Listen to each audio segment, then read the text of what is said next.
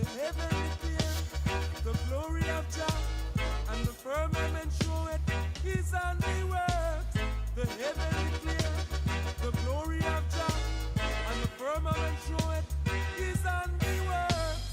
Which day is the Sabbath day?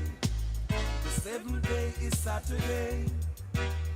Yes, which day is the Sabbath day? The seventh day is Saturday. What do we keep? We keep the first day. What do we keep as the Sabbath day? We keep the first day. Who changed it? It is the Catholic Church. Who changed it? It is the Catholic Church. What is the third commandment? The third commandment is to remember the Sabbath day and keep it holy. What are we commanded by the third commandment? Is to remember the Sabbath day and keep it holy. What are we commanded by the third commandment? By the third commandment, we are commanded to keep the Sabbath day holy. Are the Sabbath day and Sunday the same? The Sabbath day and Sunday are not the same. Are the Sabbath day and Sunday the same? The Sabbath day and Sunday are not the same. Which day is the Sabbath day? The seventh day is Saturday. Yes, which day is the Sabbath day? The seventh day is Saturday. Who changed it? It is the Catholic Church. They change it. Who changed it? It is the Catholic Church. The Sabbath day is the seventh day of the week and not Sunday. Yes, the Sabbath day is the seventh day of the week and not Sunday. Which day is the Sabbath day? The seventh day is Saturday. Yes, which day is the Sabbath day? The Sabbath day is Saturday. Yes, which day is the Sabbath day? The seventh day is Saturday. Yes, which day is the Sabbath day? The first day is Sunday. What is the third commandment? The third commandment is to remember the holy day, which is the Sabbath day. Yes, the Sabbath day is the seventh day of the week, which is a Saturday. Yes, the Sabbath day is the seventh day of the week, which is a Saturday. Which day is the Sabbath day? The seventh day is a Saturday. Shabbat Shalom. All praise and glory to the Most High. B'Shem Mashiach Yahawashi. We are back. We are back. We are back. All right. My man Jeremiah said I'm on my ISUBK zone. You know what I mean? But Shabbat Shalom. We back for part 2. I said it. Part 2 of our peer review for the debate discussion concerning the Lunar Shabbat between Genesis and Bow. What does Bow mean? Anybody? I don't know what Bow means, but we have our illustrious hosts and commentators and elders and captains and leaders and brothers on the panel as we review this discussion part 2, where we start with Deacon going into his presentation concerning the Lunatic Sabbath. I'm sorry, I'm biased. I'm sorry, but we're gonna hear and listen and be somewhat objective concerning the information. So that's my spiel. If anybody want to do a recant or a summary or whatever you want to do, go ahead. Who want to go next? Jeremiah. I gotta unmute y'all. My bad, because y'all have background noise going on while the music was going. So you're good now. Yo, we back, man. Can y'all hear me clearly? Done. Yo, man. First and foremost, man, we want to give all praise and honor. Abanawi, Yahweh, Mashiach, Yahweh, God of Abraham, Isaac, and Jacob, man, for another opportunity, man, to dive off into his word and really exhort exactly what today is, which is the Holy Shabbat, man. The last time there's historical references that I want to go into this time around, right? Because there was statements that was made about certain practices of the weekly Shabbat comes from the so-called white man or the so-called Roman Catholic Church. You gotta substantiate that. You can't tell me, oh, well, the Gregorian calendar, so therefore that came from the white man. Yes, Monday, Tuesday, Wednesday, Thursday, Friday. We know these came not from the Roman Catholic Church, but we went into this last week that these names came, they're grammatic. They come from Vikings, right? The worship of Thor and Odin is where these terms Monday, Tuesday, Wednesday, Thursday. Thursday is the day of Thor. Friday is Freya's day, right? So we know that don't come from the Roman Catholic Church, but we know that there's been an amalgamation from the Roman Catholic Church and these Viking grammatic tribes, and that is what was passed down to us here in America, right? So these are the practices that we're trying to stem away from, but that don't change the fact that you have the first day, second day, third day, on and so forth. Again, we substantiated the fact that when you have a new moon that lands on a Wednesday, the next day should be the fourth day of the week. But when you have a new moon, it changes. Now that day is now the second day. And so you've lost the remainder of your week. How do you work? What does your work schedule look like on that? Your week is thrown. You cannot build economically. There's no consistent building with a so-called lunar Shabbat. It cannot be structured in that capacity, right? It makes no sense at all. So, man, I'm excited about going and listening to the remainder of this debate and building with my brothers, man. So, Kwame Yashau. All right. Shalom, friends and family. Families. I want to start with saying, like our other brothers, Yabarakakum Yahweh Bahasham Hamashiach Yahushai, which translates into God in the name of the Messiah Jesus Christ. Bless you all. My name is Vadrick, also known as Isaiah Yasharala, also known as Kryatosiah, Crumworm, the villain. The word villain means villager, so don't let the wordplay fool you.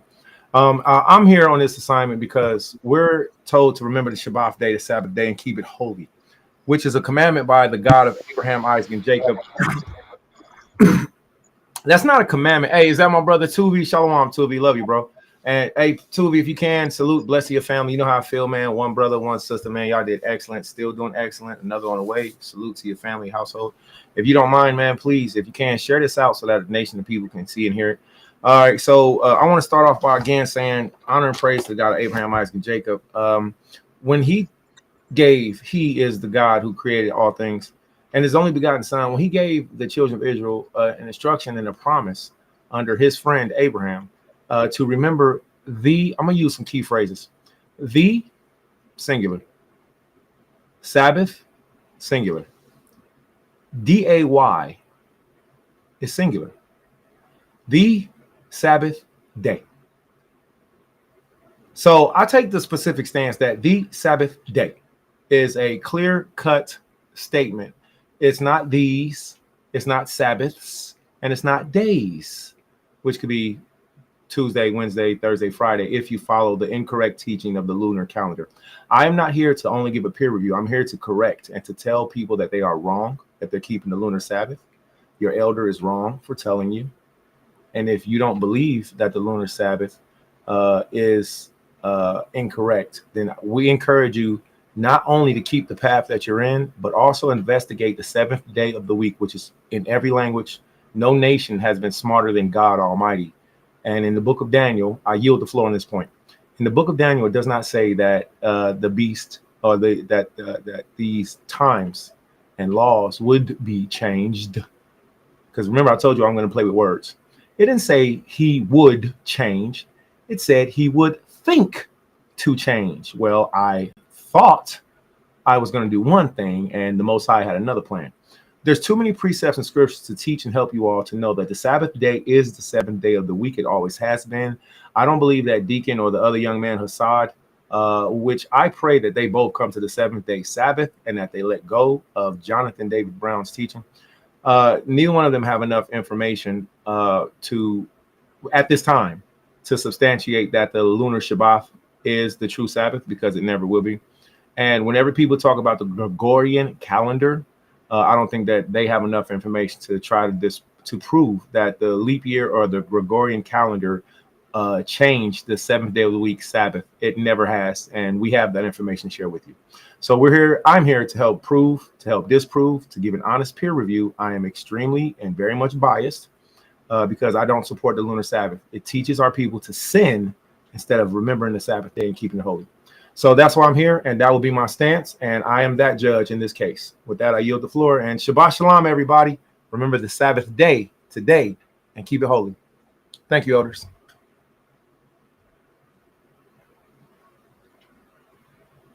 Con, all praise and glory. All right, so from this point, I guess we'll just get directly into the video. Okay. We got Uncle O in the building. Uncle O! Yo! Oh, the baby's asleep. My bad. Yo! Yeah. Yeah, go ahead. Move over this way. Okay, so so we're going to get into the video. Let's go. Uncle O, make sure you share out. Everybody share out. You are the biggest weapon in the defense of keeping the Sabbath day holy. This is not an opinion. You all fight for the truth. I yield.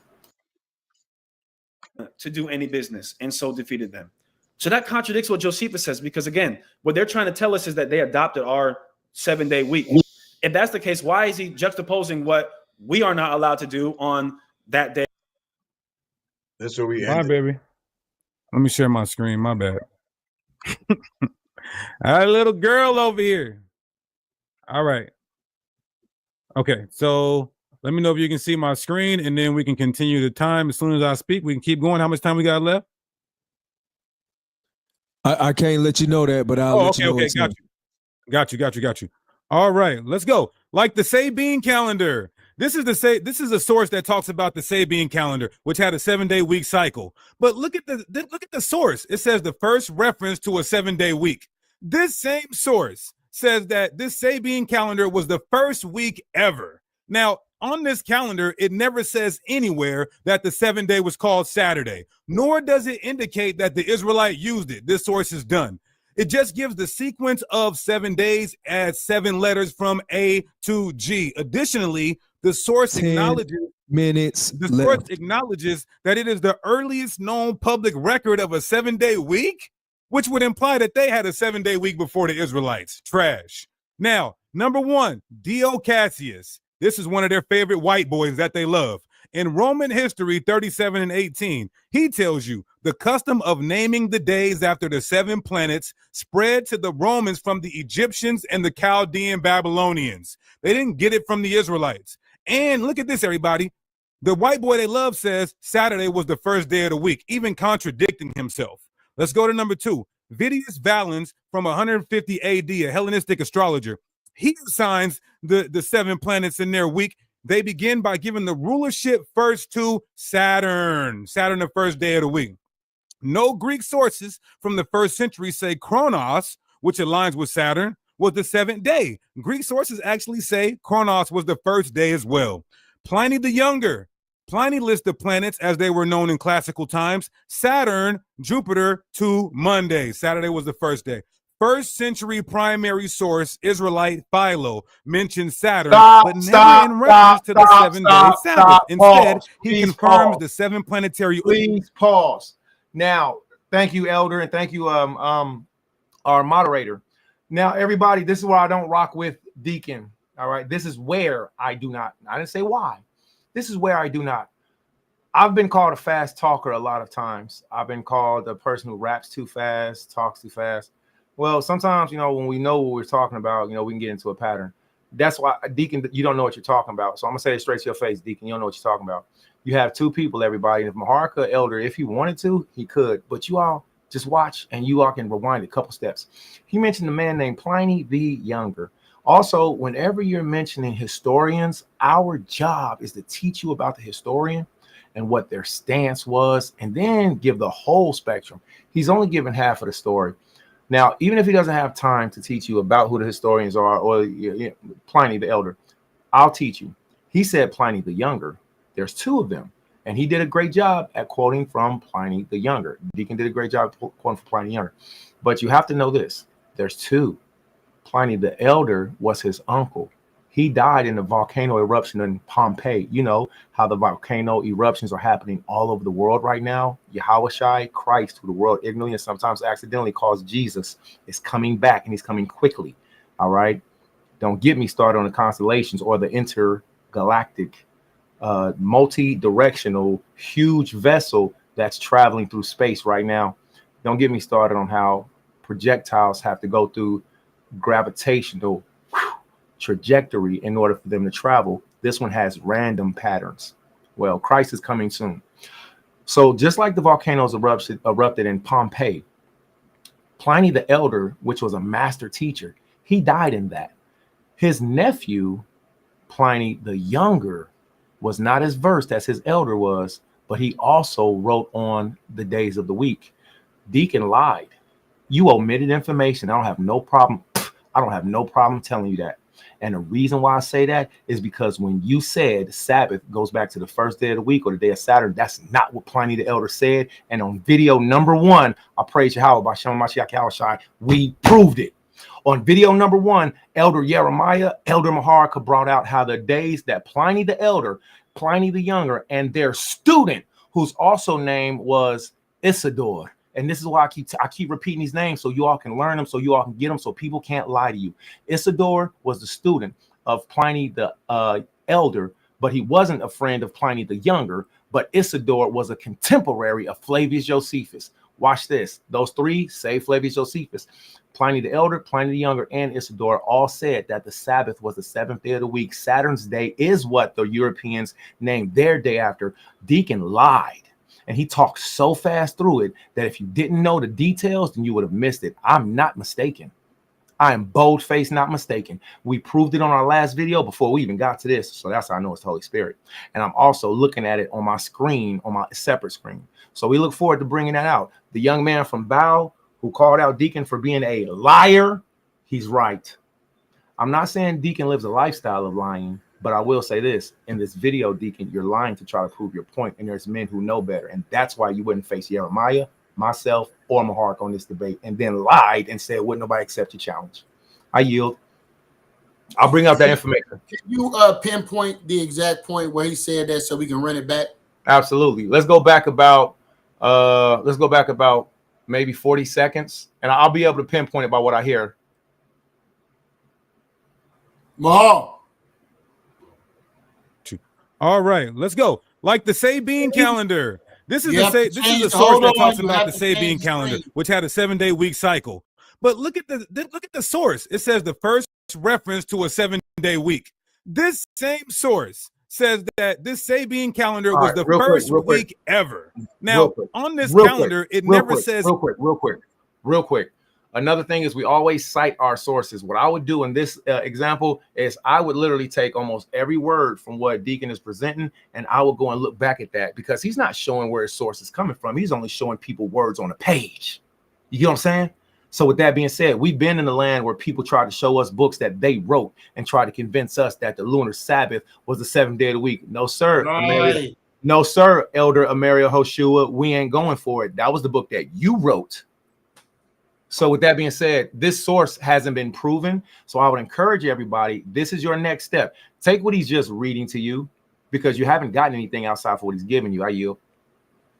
Come. Anywhere that the 7th day was called Saturday, nor does it indicate that the Israelite used it. This source is done. It just gives the sequence of 7 days as 7 letters from A to G. Additionally, the source acknowledges source acknowledges that it is the earliest known public record of a 7-day week, which would imply that they had a 7-day week before the Israelites. Trash. Now, number 1, Dio Cassius. This is one of their favorite white boys that they love. In Roman history 37 and 18, he tells you the custom of naming the days after the 7 planets spread to the Romans from the Egyptians and the Chaldean Babylonians. They didn't get it from the Israelites. And look at this, everybody. The white boy they love says Saturday was the first day of the week, even contradicting himself. Let's go to number 2. Vidius Valens from 150 AD, a Hellenistic astrologer. He assigns the 7 planets in their week. They begin by giving the rulership first to Saturn. Saturn, the first day of the week. No Greek sources from the 1st century say Kronos, which aligns with Saturn, was the 7th day. All right, Greek pause. sources actually say Kronos was the first day as well. All right, so this is a conversation I would like to get into. All right, there's a book again by our beloved elder. His name is Isidore. All right, first things first. I'm not going to throw any shots of any. I love historians. I don't care if you call it a beloved white boy. What you trying to it's too many words. It's just each sentence is like, man. So you have different types of historians, of course. One of the best historians that everybody from our nationality should learn is Flavius Josephus. Please, everybody has their preference. You might say Philo, you might say this person, that you might say, St. John of Damascus, whatever. But the point of saying that is once you learn who your favorite historian is, like one of mine is Socrates. It's Krates. I love the teacher. I love him. I'm so sad about how he was murdered. Once you find out who your favorite historian is, find out what was their nationality. Who was their father? Who was their mother? Where were they born? What was their belief system? And a lot of these historians, you'll find out were Israelites, and you'll find out a lot of them were not. Very important. Thank you, beloved. I love you so much. So watch this, friends and families.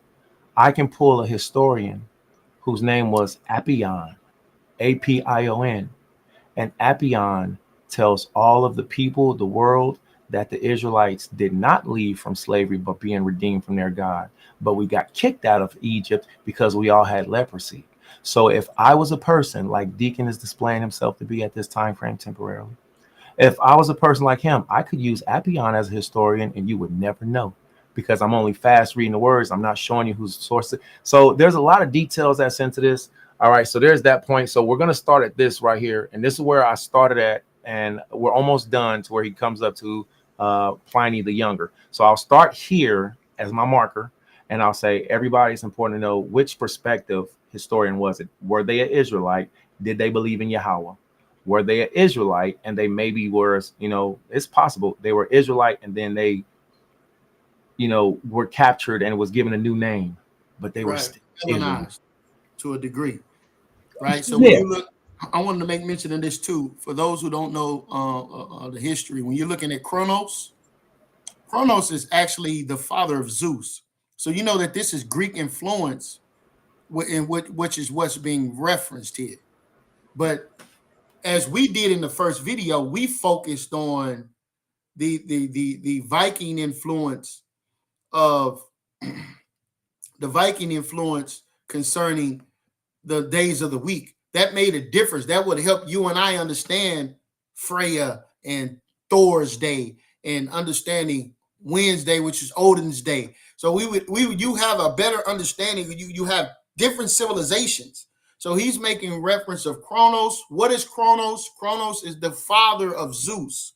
He's the father of the 3 deities in which was worshipped in Greece, right? So we have different civilizations that's being amalgamated to try to disprove the historical validity of 1, 2, 3, 4, 5, 6, 7. I don't see what how is that confusing? I yield.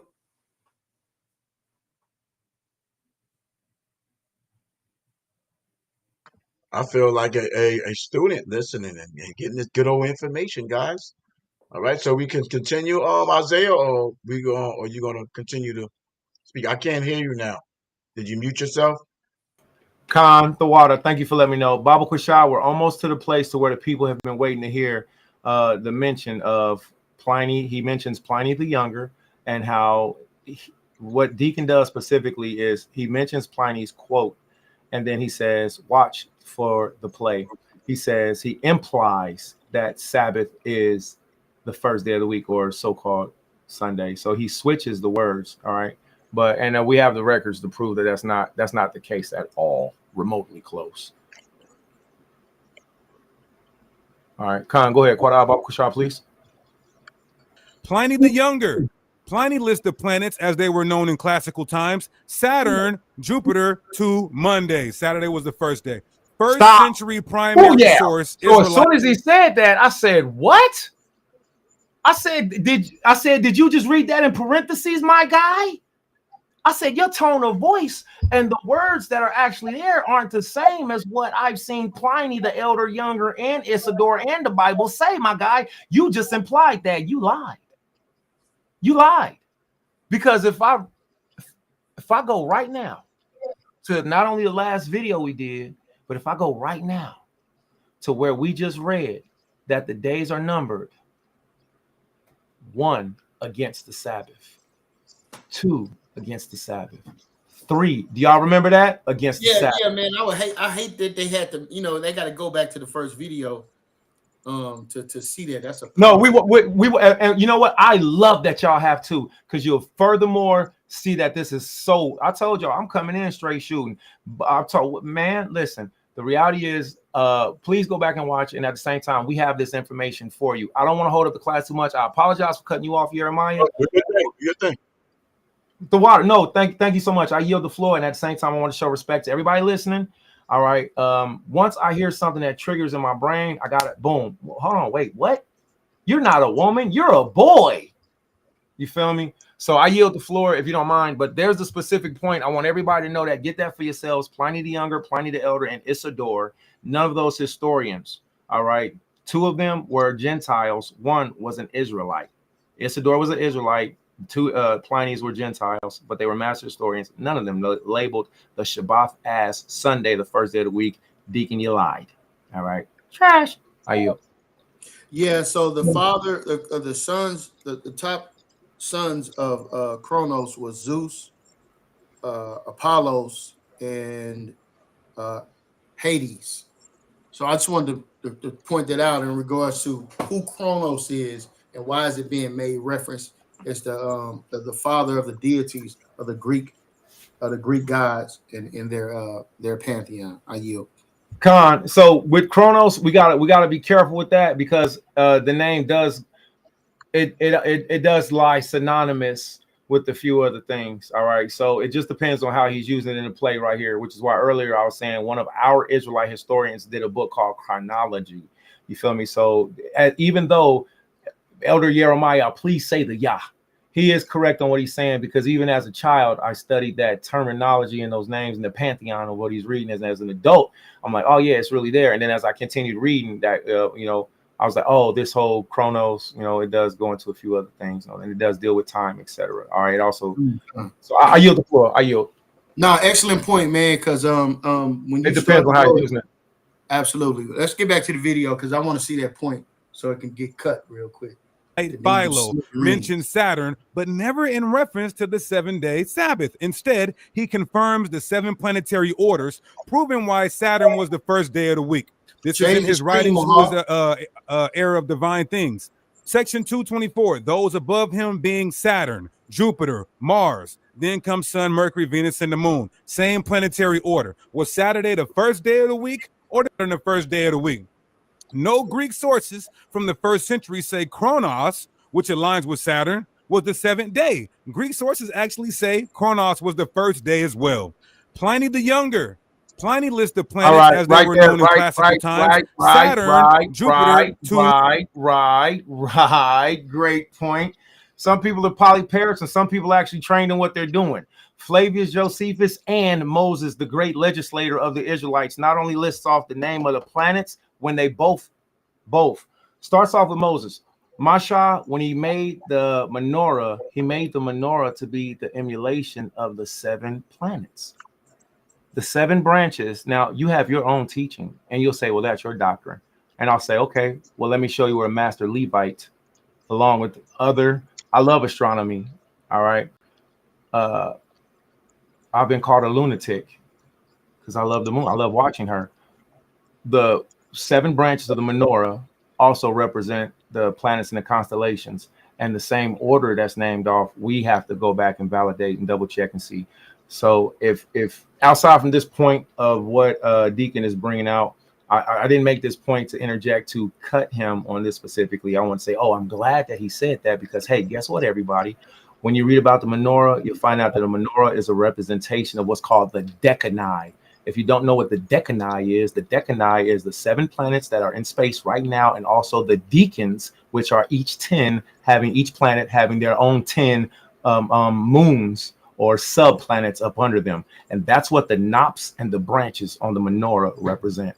So yes, it is mentioned, it's talked about, but I haven't seen to where just because it's called Saturn or because it has that name that it places itself in the first day of the week. So, but fun fact, I hope that it helped everybody. I yield the floor. Tawada, thank you. Another fun fact. I just sent you something concerning what I was bringing out, just to bring some validity to what I was saying. Quick Google search concerning Chronos. You see that, Mahal? Oh, you sent it to my phone? Yes, it's a messenger. So I referenced that because Karate Zayas is correct. It became venerated in their weekly or in their calendar. This terminology became venerated, but I'm giving you the history of why it became venerated. Bring it out in the Greek mythology. Right. So it says in the Greek mythology, Kronos was a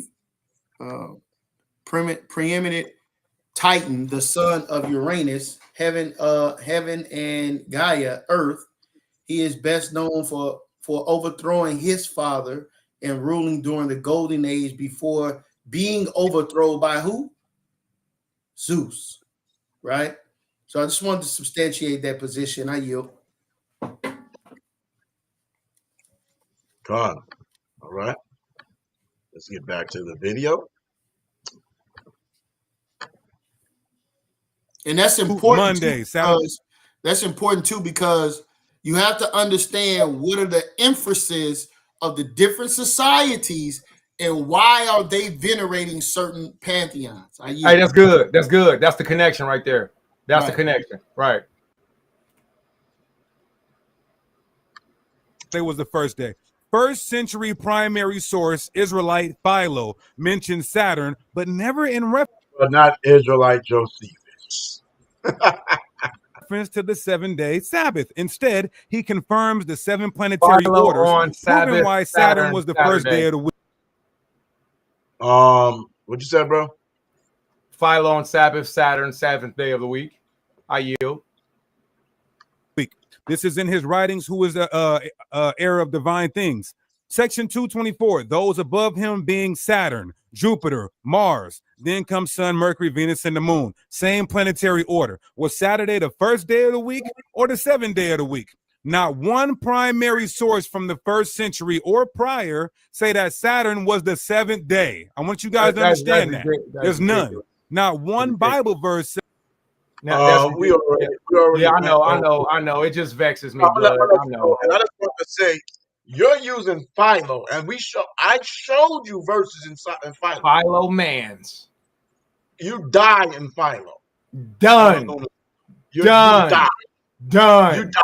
You die. You're dead. You're dead. I can pull up sources right now out the book, but even sources I'm working right now behind the scenes and trying to say everything this man is saying I'm getting the info on it. Every single thing. And I'm just going to read this real quick. Philo of Alexander consistently treats the Sabbath as the seventh day of a continuous 7-day cycle, That's a not cut. as a lunar reset week. You don't got it on the screen. Where are you reading from? It's not on the screen. All right, Yeah, let me you get need to see it. that. That's a cut right there, boy. I'm gonna get it together. I'm gonna let it play. I'm gonna put it together and put it in the PowerPoint real quick. All right. Okay. It's just it's so ridiculous the Yeah. statement that he made. It's ridiculous that he bold-faced sat there and said not one first century, and he's reading from a first century that just cuts his head completely off. It was the power of God, Abraham, Isaac, and Jacob. I say, I yield. It's ridiculous. I yield.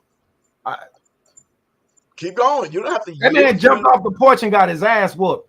It was terrible. Yeah.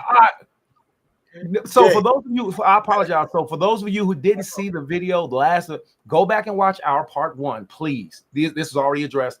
Elder Maharka, he can bring it out. We'll bring it out again. And it just disgusts me that the man is bold-faced, saying something that we don't have to ask you all. What do you all think about this? We're telling you it's not true. Deacon, it's not true.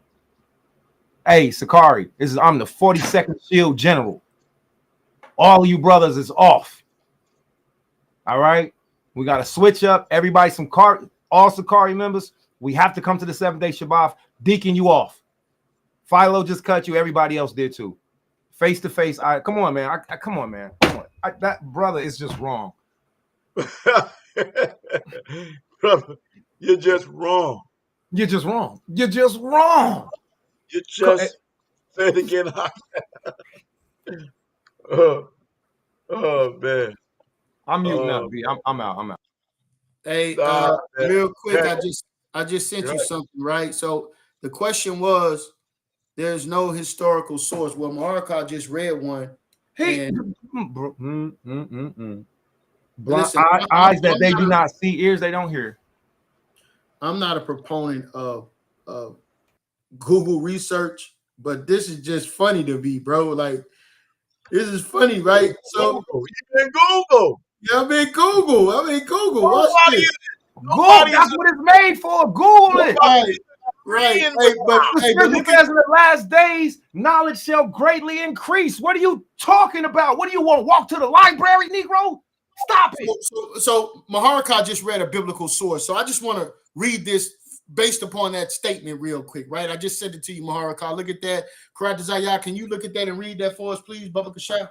I can't see it. I don't know what's that. He's getting it down. He's getting it down. Let me pull it up. Salakia. Oh yeah, we about to cold crizzy that statement, man. It's crazy. Oh my God, this say anything. I'm just gonna say anything. Fuck it. Read that. Can we make it larger, please? Yes, sir. I can make it louder. Hold up. Oh man, work. Oh man, work. Oh. Yeah, like I said, I just thought the statement was funny, right? You see it now? In ancient Greek tradition, the first day of the week was Sunday, also known as the day of the sun, Helios in Greek. For those of you who don't know, Helios refers literally means to the sphere, the sun. All right. So Helios in Greek. While modern Greek often treats Monday as the first day, the historians and linguistic roots point to Sunday as the original first day. Here's why. Ancient Greek practices, that's a little bit too blurry for me. The ancient Greeks, like other cultures influenced by Babylonian astrology, named the days after the planets and their contemporary deities. The days of the sun, Helios, was the first day. I'm just simply saying, damn, Google don't agree, nigga. If we look at it, it's not even a distinction between Saturday and Sunday. That's not the distinction. The distinction is from Monday and Sunday. That's the distinction. That's the argument. They don't even consider in this particular search anything about Saturday, right? So he's saying that they made an argument, or they made emphasis saying that Saturday was the first day in ancient Greece. Well, history don't align with that, man. Man, hey, watch this. Whole history don't agree with you, Negro. You are a speck in the microcosm of everything. History says you're wrong. Right. Is it clear in there? Yeah, that's much better. That's much better. Okay, yeah. But for the people, you guys can see it. I'm just giving a reference, right? So as the brothers going to the book references, which we consider those as higher sources. I'm just saying he made a statement that in ancient Greece they considered Saturday to be the first day. That's not true. Man. And then told a fib on. Never mind. Go ahead, brothers. I yield. No, okay, y'all sure you want to stop? Yeah, no, we good. We can move forward. All right, because I'm just buying time so I can get my stuff together right here. I ain't gonna hold you. But Okay. I'm gonna bring it up right now. Hold on, I'm gonna bring it up right now. All right, whenever you're ready, I got some screen stuff I want to share. Whenever you're ready, too. I can bring it up right now because I had brought it out in the last class. At the end of that last video, I went into Philo sources. If you go to the like the 2-hour mark, and that last video, because it was 4 hours, I did some music at the end of it. But at the 2-hour mark, if you go there, I was bringing out the records on Philo. Okay, head shibbity chops, the chops. All right, let's see. Do y'all see that? Y'all see that? Jeremiah, can y'all see? Let me see. Yeah, Con, it can be seen bitly. All right, so let me bring it down a little bit. Let me just bring it down a little bit. Hold on. Man, do that Control-A, scroll up, man. Make the letters bigger and then the screen smaller. You know, we in the old man's room. Can you see everything now? Oh, let me do this.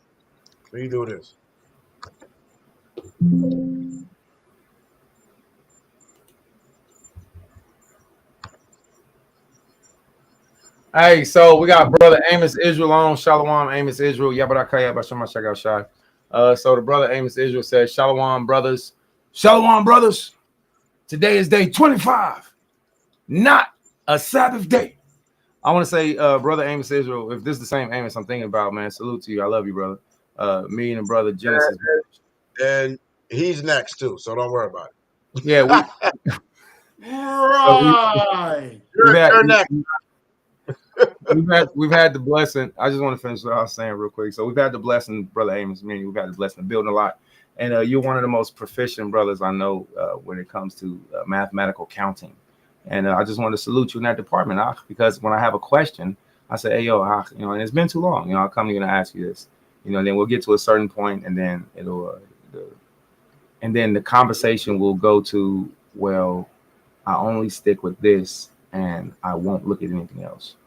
But the issue is that, brother Amos, whenever you do that, you not only prohibit your own education, you prohibit the education of your students. All right, and that could be okay. But King Solomon said, "Be ignorant of no thing." And since math in my head, numbers go the opposite direction. I can see stuff, but numbers go the opposite direction. Amos, that's why I come to you, because you're a mathematical genius. That's why I go to Jeremiah. Please say to Yah. That's why I go to, Genesis, people that are smarter than me. So when it comes to other things, you have to open. And I remember we talked. You said you would be willing to consider and look at stuff. I remember that. Me, you, and the other brother was on the phone. All right. So no witnesses needed, heaven and earth. So the brother, right. So the brother said, yes. Oh, well, the brother said Amos chapter 34:16, and he said, real quick, because we want to show the people we love y'all. Y'all being here is important. It's not just a us show. This is a nation thing. All right, the Lunar Shabbat is wrong, and it's time for it to be corrected. All right, and there's but we have friends and families that still think that the Earth is flat. You know what I'm saying? So that has to be corrected. You know what I'm saying? You can't get a proper new moon if you think the Earth is flat. You're just guessing. Hey, right? come on. So Isaiah chapter 34, verse 16, it says, so he says, salute to Isaiah 34. He says, verse 16, and that's this focused scripture. So we should pull that out, Isaiah 34:16. And then he says, yes, we need to deal with this for real. And and salute to Amos, because he was one of the champions that came to the Hebrew Israelite Summit. He accepted the challenge, and the brother was there to deal with things that Israel was supposed to do. So salute to you, brother Amos, because you brothers came there and dealt. Y'all came there and did your thing. And this is a product of that. So don't be discouraged. All right. This is a product of that. All right. So good job. Salute. One West salute to you, Saint. So then Amos says, only the Bible. Right. Wrong. Wrong, Amos. Why you gonna call it say the man wrong? Right. Let me get this real quick. Let me get this real quick. Ecclesiasticus chapter 39. Thank you, Elder.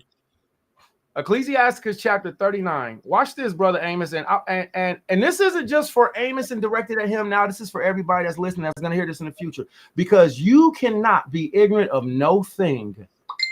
These are mysteries. These things are hidden prophecies, right? Our people was knowledgeable of astronomy. We was knowledgeable of geography. We was knowledgeable of linguistics. We was knowledgeable of anything that you can think of. The scripture says Jacob is the former of all things. So therefore, if you're going to say, thank you, Elder. If you're going to say, brother, you're only going to stay right here in these specific books, then that's why I say you're in error. And I still say it. I said it. I still say it. You're going to keep your students in a certain place. And watch this. What's going to happen is your students, they're going to start to wander and think. And then they're going to not turn on you, but they're going to be like, yo, you was wrong because you kept me from learning. Watch this. This is the book of Ecclesiasticus chapter 39. All right. But he that giveth his mind to the law of the Most High, which we know that's the Bible, right? That's the Torah. First 5 books, Tawarah, instructions. Right? But he that giveth his mind lahaTawarah of Allahaya of the Most High. Watch this. And is occupied in the meditation thereof, watch this, will seek out the wisdom of some of the ancients, only in the Bible. No, it says we'll seek out the wisdom of all the ancients and be occupied in prophecies. He will keep the sayings of renowned men, and where subtle parables are, he will be there also. He will seek out secrets of grave sentences and be conversant in dark parables. He shall serve among great men and appear before princes. He will travel through strange countries, for he hath tried the good and the evil among men. He will give his heart to resort early to Allahaya the Lord that maketh him, and will pray before the Most High, and will open his mouth in prayer, and will make supplication for his sins. When the great Lord will, Amos, he shall be filled with the spirit of understanding, and shall pour out wise sentences and give thanks to Allah in his prayer. Amos, it's not good for us to stay in. It's excellent for us to stay right here, but I want to encourage everybody. You have to go to Israelite astronomers like Abraham. Abraham had a student named Trismegistus. Trismegistus, the Egyptians call Fat. So if you want to learn about the emerald tablets, that's not bad, because within them, Trismegistus, whose name was Fat, which was Abraham's student, he gave reverence to the God of Abraham, Isaac, and Jacob. Watch this. St. John of Damascus, book number 2, chapter 7, light, fire, stars, luminary. It cuts you to shreds, Amos, but you won't read it, even though he agrees with Trismegistus, who agrees with the same teaching that Flavius Josephus taught us, that Abraham taught the Egyptians in all astronomy, in math, and horseback riding. Horseback riding isn't in the Bible, so you're gonna tell me you ain't gonna learn how to do it. So it's not fair to do that to not only to our students but to our nation, because there are Israelite historians, Israelite botanists. There are Israelite botanists who taught us, and you won't find their writings in the Bible. So therefore, Amos, you copping out, and nobody can get around your defense because you're putting yourself in a protective bubble of ignorance, and that's not fair. I yield the floor. Yeah. So let me validate and substantiate what the brother just was saying about Josephus and Abraham, right? Real quick, right? Say again. No, yeah, I was looking for your video. I want to see us now. Yeah. Hey, you All right, so HandsomeMan.com. I'm in the Josephus, right? So I'm at page 44, chapter 8, the antiquity of the Jews. It says here, for where the Egyptians were formerly addicted to different customs and despised one another's sacred and accustomed rites, and were very angry with one another on that account, Abraham conferred with each of them, and confuting the reasoning, they made use of every one for their own practices, Right. demonstrating that such reasoning were vain and void of truth. Mm. Whereupon he was admired Mm-hmm. by them Mm-hmm. in those conferences. Just Mm. what brother just referenced, right? In those conferences, as a very wise man and one of great sagacity. Sagacity. Wait, I'm sorry. I apologize. Sagacity. It means you can teach and you can talk to people and you can convince them in truth. Sagacity means you're convincing and you know how to compel the people. Abraham was sagacious in his speech.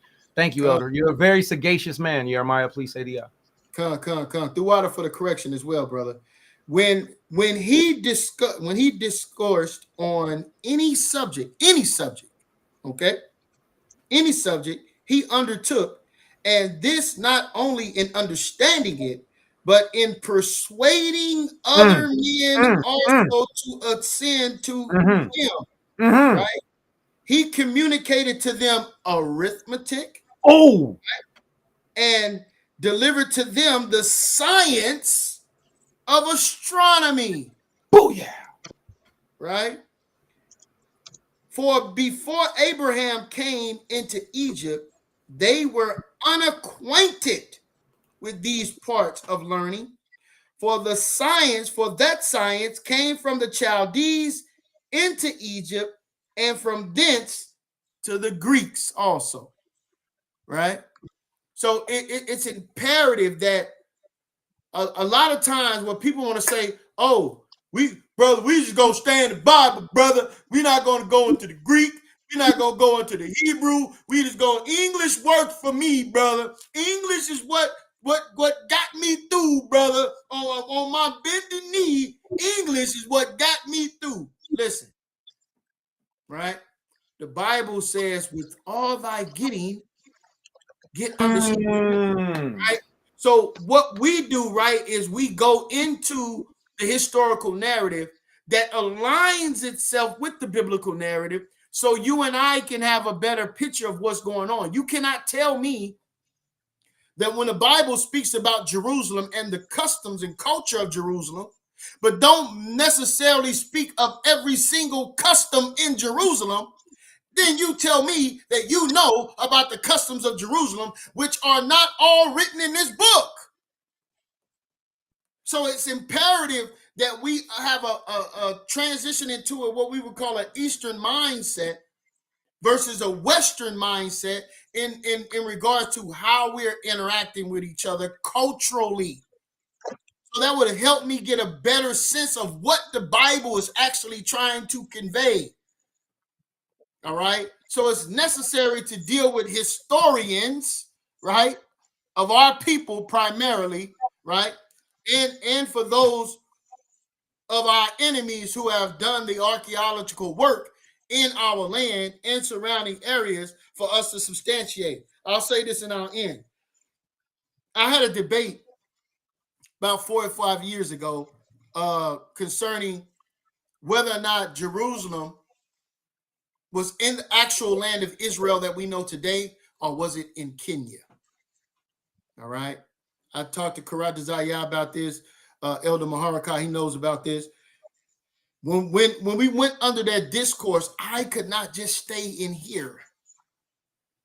I had to be able to go and utilize archaeology, right, to substantiate certain locations. That's and good. the interactions with the children of Israel, That's with good. the people, with the Moabites, with the Ammonites, right, with the Philistines.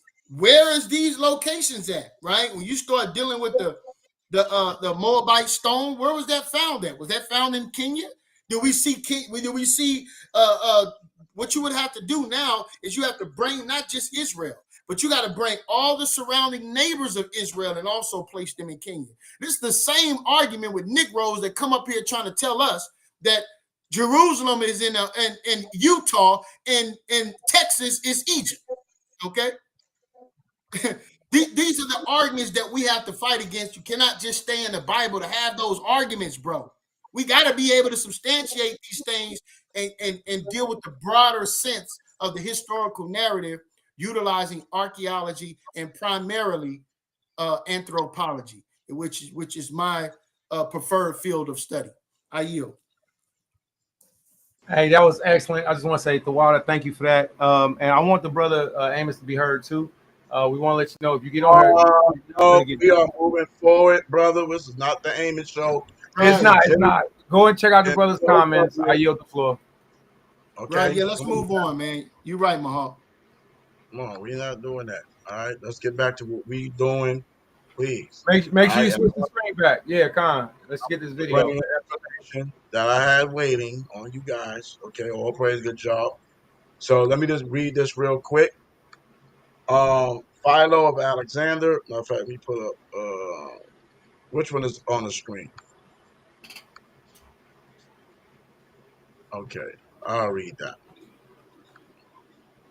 All right.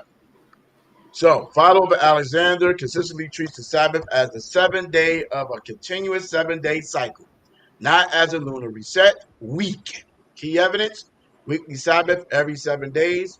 In his work on the Decalogue 2096, Philo explicitly contrasts states that keep the holy festival only once in the moon, counting from the new moon with the Jews' practice, but the nation of the Jews keep every 7th day regularly after each interval of 6 days. I read this the other day, and I can pull it up, pull a source. I got it in here in the studio.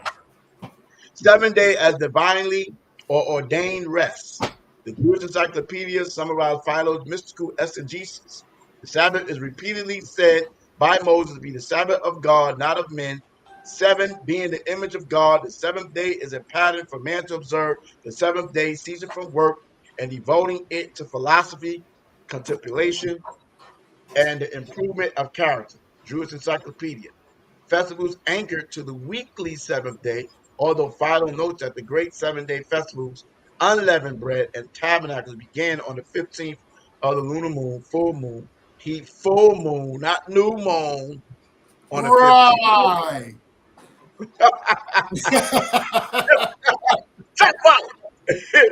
You was born in jail, nigga. Born in jail, nigga. He never implied that the Sabbath itself resets with each new moon. Rather, he said, a reset of lights. Rather, he says, but to the 7th day of the week, he has assigned the greatest festivals, right? And they got the source there. Conclusion: Philo's writings align squarely with a reoccurring 7-day week. The Sabbath always falls on the 7th day, following 6 working days, rather than any system in which weeks and Sabbaths restart at each new moon. Below are 2 passages from Philo's own writings, both in Charles D. Young's public domain translation, that show we understand the Sabbath as the 7th day of the unbroken week, not a once-a-month festival tied to the new moon. Decalogue 2096, Philo here contrasts a province that observes the Sabbath only once per lunar month, with the Jews practicing of keeping it, the Jews practice of keeping it every 7th day, right? Some states keep the holy festival, the Sabbath only once in a month, counting from the new moon, but the nation of the Jews keep every 7th day regularly after each interval of 6 days, okay? And I read these sources earlier. Philo reflects on the allegory interpretation, book 1. Philo reflects on the moon's waxing and waning in periods of 7 days, then immediately connects that 7-day rhythm with the divine rest. Again, periodical change of the moon takes place according to the number 7. It perfects chiefly in accordance with its own configuration on each 7th day. According to the 7th day, the Almighty calls to rest from all his works which he had made. Final allegory interpretation 1, 6, 4, 8. Here, Philo uses 7 day as synonymous with the Sabbath rest, reinforcing that the week runs in unbroken cycles of Man, 7. I ain't gonna hold you, man. That is a nuclear bomb right there, bro. I I mean, don't believe, that's a nuclear bomb, bro. he said it. We said it last week before we even heard it. Right. But I read the source out of Philo. There's whole chapters on this. How you didn't read that? Philo explicitly distinguished a true Jewish Shabbat observed every 7 days from any once a month observing, counting from the new moon. He repeatedly speaks of every seventh day as a divine ordained rest, showing no hint of a moon reset week.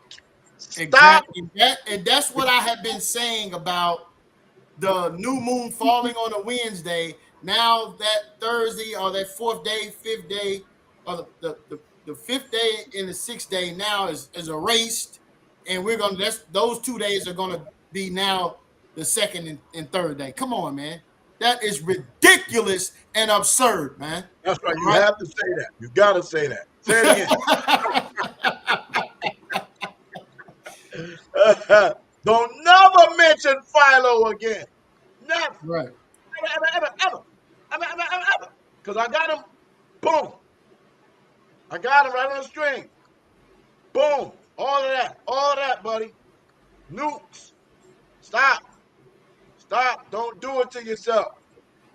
If somebody want to read that real quick, because you wasn't here, Jeremiah, the fourth commandment and commandment has reference to the sacred seventh day, that it may be passed in a sacred and holy manner. Now, some states, what I just read, this is the book, states keep the holy festival only once in a month, counted from new moon as a day sacred to God. But the nation of the Jews keep every seventh day regularly. Right. Interval of 6 days. And there's an account of events recorded in the history of creation of the world, comprising a sufficient relation of the cause of this ordinance. For the sacred historians say that the world was created in 6 days, and that on the seventh day God desisted from his works and began to contemplate what he had so beautifully created. Therefore, he commanded the beings also who were destined to live in this state to imitate the Most High. Right? Oh my goodness, man! You ever Imitate. see somebody? Man, that's a nuclear bomb, man. You ever see somebody get beat up and you just want them to stop getting beat up? You be like, stop, hey, that's. Ooh, but they kind of deserve it. Yeah, so that's one of them good old curb stomp outs. Come on, Dale. You missed this one. Jeremiah wasn't here when we read it.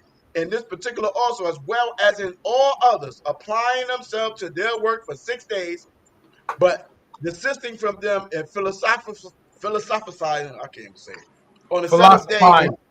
philosophizing, Shalaki, thank you. No Philosophizing worries. on the seventh day and Oh, devoting their leisure. wait. Please read that again, because that proves that we sat around. No, yeah, that we sat around and read on the Shabbat day. That proves that we sat around. Read it for me, brother, please. No, sir, I can't see it. I just wanted to hear it, please. Can't see? How you? All right, okay. Philosophizing on the seventh day and devoting their leisure to the contemplation. Can you hear me? Yes. Okay, of the things of nature, and considering whether in the preceding 6 days they have done anything which has not been holy, bringing their conduct before the judgment seat of the soul and subjecting it to scrutiny, and making themselves give an account of all the things which they have said or done, the Lord setting by assessors and joint inquirers in order to the correcting of such errors Wow. as have been committed through carelessness, and to the guarding against any similar of reference being thereafter repeated. So this is a day where you're supposed to be reflecting, all type of stuff, right? But the Most High on one occasion employed the 6 days for the completion. I'm sorry. For the completion, I gotta slow down. For the completion of the world, though he had no need of any length of time for such a purpose. But each man, as partaking of immortal nature, and as being in need of 10,000 things for the unavoidable necessities of life, ought not to hesitate, even to the end of his life, to provide himself with all requisites, always allow himself an interval of rest on the sacred seventh day. Right. Sacred, not the eighth day, Negro. All right, that y'all start your bogus calendar off. It is not a most beautiful recommendation and one most admirably adapted to the perfecting of and leading man to every virtue and above all to piety. The commandment in effect says always imitate the Most High. Let that one period of 7 days in which the Most High created the world be to you a complete example of the way in which you are to obey the law, an all-sufficient model for your actions. You can Right. read none of this whole chapter. There's more on that, all of that. I'm just showing you my highlights, right? This highlight right here. I don't know if you can really see it because it's kind of blurry, but I'm going to open up my book and I'm going to read it. I'll just put up a better one a little later, right? But that's the second festival, right? Okay? Let me get over there real quick in my book. I didn't have it highlighted. And this is at the end of the last video, so it's proper to bring it out right quick. Let me get the festival days, man. Where are you? Where are you? Where are you? Where? Somebody say something real quick. Yeah, no sweat. So we were looking at the subject of Pliny. Man, I want to say also, I don't know how to get around what you just brought out. If anybody heard that, at some point in time, you should have heard that's just it. That's it. So we have to go over there. We got this. Oh, Sam Shawan Schman. this over here. I got it. It's over for thouist. Thou try to use this. You try to use him to disprove it. That's crazy. That's crazy. That's psychotic. That's nuts. That's delusion. That was a strong delusion from the Lord. That's why I said this is your hour. Yeah. And it's diabolical. Man, say that. Ain't that just disgusting as a teacher, as an edifier? Ain't that just disgusting? Right. How can anybody in their good conscience sake go to scales that are unjust? You went to, now I don't mind saying that, yes, I am biased. And why am I biased? Because the Father has proven, not I'm trying to prove my point. And when you try to do that, you're going to fall. The scripture says a self-sufficient fool will fall flat on his face. And I've fallen a bunch of times. Don't misunderstand. I am not that guy. I am not him. All right. But I'll say this right now. Either that brother is crying out for help, saying, somebody please prove it to me. Or he was just purposely, intentionally deceiving people. Or he was just ignorant. But bro, you can't use your how. That's just crazy. I can't get over that. As soon as that man, I'm sorry, my last point. I'm sorry. I am full, brother. I am full as the moon right now. I apologize. There's more than I can say. I'm gonna yield the floor. You was good, brother. Beloved saints, hey, friends and family, community members, nation, constituents, government members, civilians, blood-born descendants of the children of Israel and Gentiles that hope to be grafted in. This man got smashed so bad on this Sabbath doctrine that is, I believe a lot of Israelites are going to conform and just flat out, because it's been proved. When that man said nobody can prove from the first century that this was a custom that we kept. Now I know there was wordplay in there with certain words, because the person always that's a nuclear bomb, man. You can't get around that. There's no way. That's a sub-zero cut. And then to show, I apologize, I'm done. And then also to show us what we're to be doing, be contemplating our minds on a Sabbath day. That should have cut everybody. I just got cut listening. I yield. Stop it. Let him up. Get off of him. Maha, get off of him. Maha. All right, I'm just gonna read this last part, and we're gonna keep it moving in the video. Yo, pause. Oh, get off of him. It's crazy. Yeah, come on. Chill out. Chill out. Yo, Maha. Are you looking for second festival 15? Yeah. Okay. Second festival. 20. Got it right here.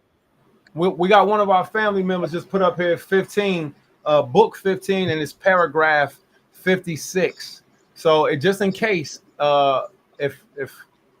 just in case, you know what I'm saying? So salute to you. I want to tell you, the water, appreciate that.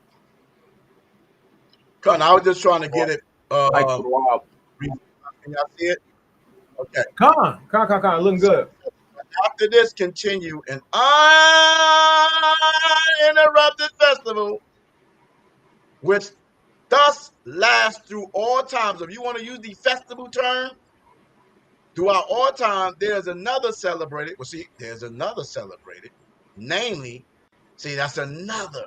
Namely, that of the sacred seventh day after each recurring interval of 6 days. It doesn't have nothing to do with your lunar moon at all.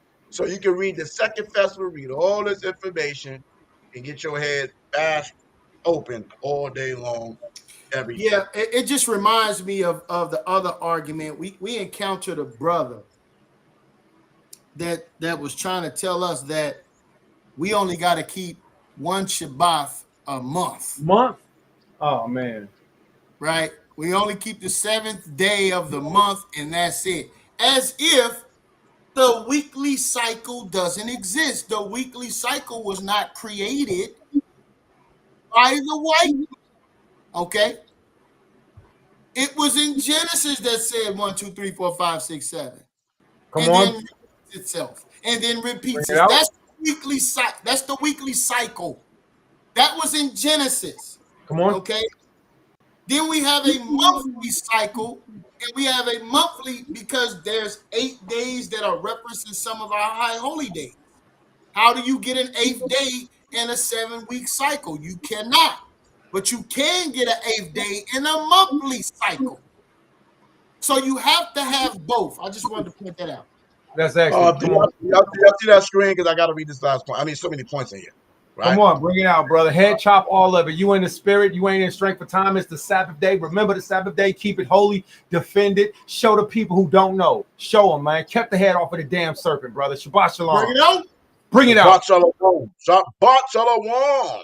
Bomb. Okay, so let's get this. I'm just gonna read the highlight right there. Y'all see that partake of the number 7? I mean that there are 7 planets. That's what he's coming with that. That the stars of the bed. And I read that in the PowerPoint. 7 that please are 7, and the revolution of the moon when increasing and waning. I read that earlier, right? But listen to this down here. In reference to which fact it may properly be called the birthday of the world. That's right. The birthday of the world. Everybody know their birthday. They can play around if they want to. As the day in which the work of the Father being exhibited as perfect, with all its parts perfect, was commanded to rest and abstain from all works.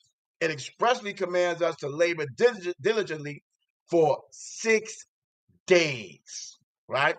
But in order to give some remission from uninterrupted and successive toll, it refreshes the body with seasons of moderate relaxation, exactly measured out so as to renew again for fresh works.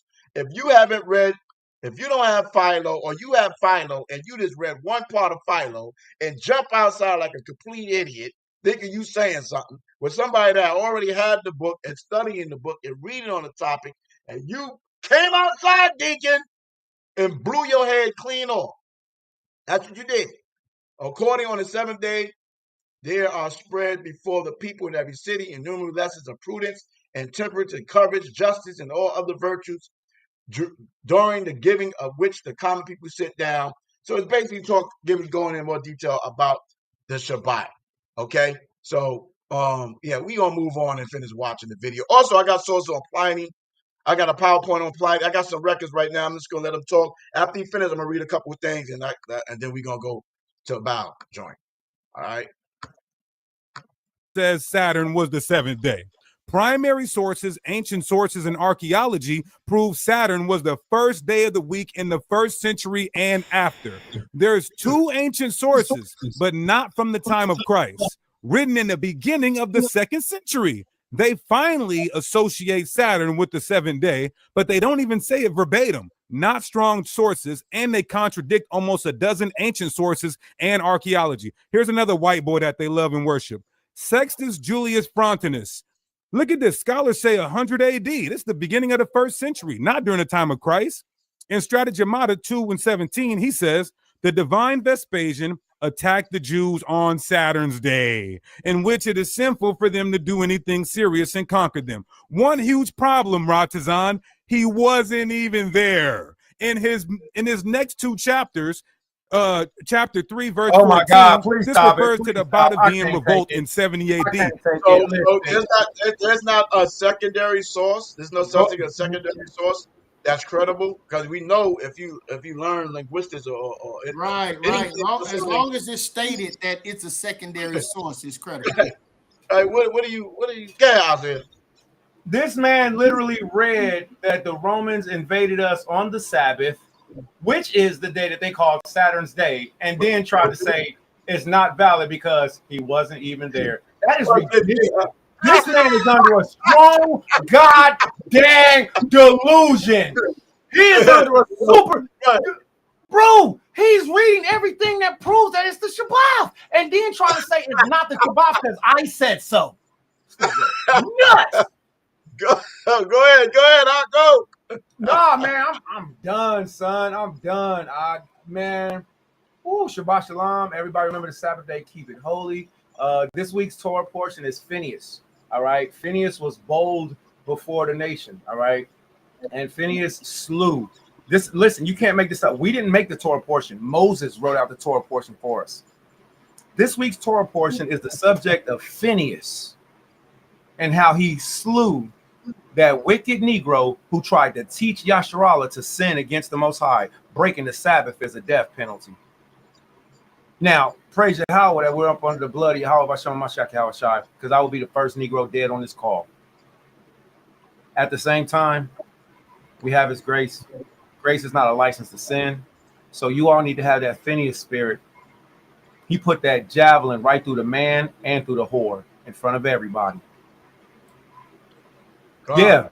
The week before that, it was Janus and Jambres, 2 male warlocks who went to war against Moses. Whenever you teaching people to don't keep the Shabbat, you're going against the law. Christ the Messiah, he said, think not that I'm coming to judge you. There's one to judge you already. Moses, even the teacher of the law.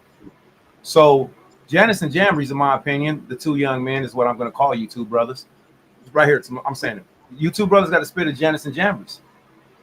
And you're teaching the people against the law, statutes, commandments. You can't prove it. It's already been disproved. The people who, the historians, history itself, as Jeremiah, please say to Yah, has pointed out, history disproved Deacon. This is ridiculous. You Negroes don't got the I say so card. What the hell is going on here? When did the time frame come that us people stop listening to logic and truth? Popularity won't get it. AI is not going to get you into the kingdom of the Most High.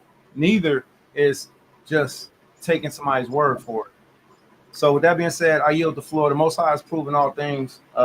These 2 brothers have been cut to shreds so bad. I pray that they repent, man. The only solution is for these brothers to start keeping Shabbat. Outside from that, fall back, man. Go over there. I yield. Fall back. Fall back. So he's quoting Frontinius, right? And then trying to discredit Frontinius, right? Can you hear me? Insane. Yeah. In the same breath, right? Can you hear me? Yes. Okay. I'm gonna move forward over this right quick. If you don't I'm mind. trying to remember which historian he was quoting, but yeah, it was in that category, because there's a couple of them. But I yield. Okay. And we're gonna move on. I'm just gonna show this real quick. This PDF right here. Hold on 1 second. Just let me get this real quick. Because I'm learning as we go. You know what I'm saying? And we all learning, right? Yes, Frontiers on the Jewish Shabbat. Excerpt from Stragam Gimato to, it got the source right there. Can y'all see that? I gotta make it bigger. there you go. It says Devious Augustus Vespasian. Let me go back. Oh, I can pull it up right. That's good. Ludius Saturni de Quo es Nivas es, that's in Spanish, Latin, English translation. The deified Vespasian Augustus attacked the Jews on their Shabbat, a day on which it is sinful for them to do any serious business, and so Come on. overcame. Come Analysis. Saturday died, Saturn's day, corresponds to Saturday, equating the Jewish Shabbat with the seventh day of the week in Roman reckoning. Come on, man. Jews He Stop. wasn't even there. He was Negro history there. was there. Negro history was there. You wasn't even there, and you trying to tell people that it's wrong. You wasn't there. History was there. Jews refrained from serious work on the weekly rest day, indicating that it was a lunar festival, but a recurring seventh day. Fontinus does not reference any lunar-based scheduling in this account. Sources classified Fontinus Stegmaier, late 1st century CE, is a primary source for Roman Right. and Hey, observation. man, y'all should Go ahead, brother. Go. Nah. You said something? Oh, we get back to the video. Remember the Sabbath day and keep it holy, man. I got a lot of stuff to say. Oh, yeah, I know. I'm ready to hear. So I'm ready to listen, brother. Okay, let's go. This Edomite was all the way in France. Frontinus is speaking in the first person, describing a military campaign he participated in where he smashed a little small revolt in France. The nigga wasn't there. He's not an eyewitness. Now, Tacitus. Thou sayest that you wasn't even around at all then. Oh, man, world. 2,000 late. Hey, wait. Ain't that what they said to Christ? Ain't that what they said to Christ? They was like, you aren't even but our age. How is it that you seen the age of Abraham? Boy, you bugging, boy. Man, This does mention Saturn and the Sabbath in his works History Book 5. But again, that's 105 AD. That's not first century. That's second century. So you can't apply that to biblical times. That's post-biblical times. But let's just say that these two way later sources are correct. And at that time, Saturday did switch from the first to the seventh day. This is where the confusion continues with the beast calendar. Everybody remember these two words, contradictory and inconsistency. A stick calendar from 79 to 81. This is called an eyewitness. You can't get around this. Before Frontis even wrote his piece, has Saturday as the first day of the week. Ooh, I can't wait for that hot seat. Look at the weeks at the top, the month, the days of the month at the sides, and the 12 months in the middle. Look at that. Saturday, the first day of the week. It features pegs, which are moved from day to day and month to month, and from above on Mount Olympus, the seven gods are looking down. Left to right, they are Saturn, all the way to Venus. And beneath each god is a very own hole for a movable peg, tracing out the days of the week. You're done, buddy. Hard. The inconsistency between the Roman stick calendar, which lists Saturn as the first day of the week, then you got Tacitus and Frontinus, who describe the Sabbath as the seventh day of the week, clearly exposes the instability of the Roman weekday system. This contradiction shows that the order of the days was not universally fixed in the Roman world. Some Romans started the week with Saturday, while others ended it with Saturday. Such instability proves the Roman planetary week was inconsistent and exposes how shaky the Saturday Sabbath position truly is. Another example of contradictory inconsistency. Cassius Dios, one of their sources, the white boy they love, a Roman historian. This guy is writing. Minutes left. This guy is writing in the 3rd century, 200 years after Pompeii. And then they don't come and say, oh, well, Pompeii, the Jews honored the Sabbath on Saturday, and so Pompey was delayed in attacking them. However, Cassius was not a contemporary eyewitness. He wrote over 2 centuries after the event, making him a secondary source retroactively projecting. Even worse, watch this, Cassius elsewhere confirms that Saturn was the first day of the week. This shows he was projecting, not a credible source. Look at this. In his book, 3718, he says that the Romans adopted the week from the Egyptians and the Babylonians, not from the Israelites. But look at this, the very next verse, verse 19. So I'm sorry, I have to stop this, right? So he's trying to discredit a man, right, that lived in what you call 2nd century, late 2nd century, or 3rd century, right? What century this nigga live in? What century did this nigga live in? The 20th century.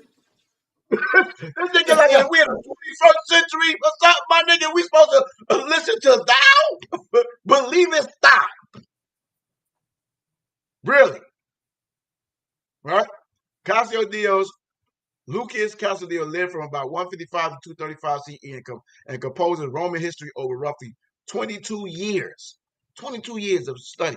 During the reign of Marcus Aurelius through Severus and Alexander, this placed his work squarely in the late 2nd century, 2nd and 3rd century CE. And here we have Deacon in 2025 trying to discredit somebody back then. That was right there. Let me add a little bit of salt to your lamb, man. Just a little bit of salt to your lamb, real quick. Yeah, bro. It's crazy. Right, so that's beautiful. So I'm really glad that that this is being brought out. Dealing with the centuries, the Hebrew calendar, from what we've read, even on our first video, which taught us, according to Genesis, is day 1 against the Sabbath, all the way down to the preparation, and then it says Sabbath day, right? So that's I think that's fair. That's early. When we're looking at the Roman stick calendar, I don't know why he used that. It's the Roman stick calendar was brought out in the 8th century, as far as for what I know, 8th, early 7th century. But we've already read from books that's early 1st century, late 1st century. We've already read from him. The man himself has read from witnesses that were sitting there looking at him like, why are you talking about me? Like, yeah, man, me and you, we cool. Like, can I get a picture with you? Like, that's how Philo looking at that brother. Did you really just try to use me to discredit the Sabbath? He did. Did he really just try to use the Roman stick calendar to try to discredit the Shabbat? Right. That thing was 7th century, 8th century. And listen, my last point. If any of you have ever been a child, which the majority of us have, and played with the toys where it's like the Chinese toy and has the peg with the different colors, that's it. Chinese Roman calendar. I mean, Chinese, I forgot the name of it. The peg game, whatever, Peggle, Roman calendar. That's recent. So the books that Jeremiah, please say to Yah, Elder Maharka bringing out, that's like play school. It's like we sitting here playing a PS5 and somebody come in the room talking about, hey, you remember the old Atari? What? So I just want to play with that. Yeah, that original Roman calendar, the 10-month calendar, that's 8th century, 7th century. And when we're bringing out the information, these things are, this is ridiculous. So I'm going to yield the floor. It's time for me to be a blessing someone else. Shalom. Jeremiah, anything to add before we go on, brother? Because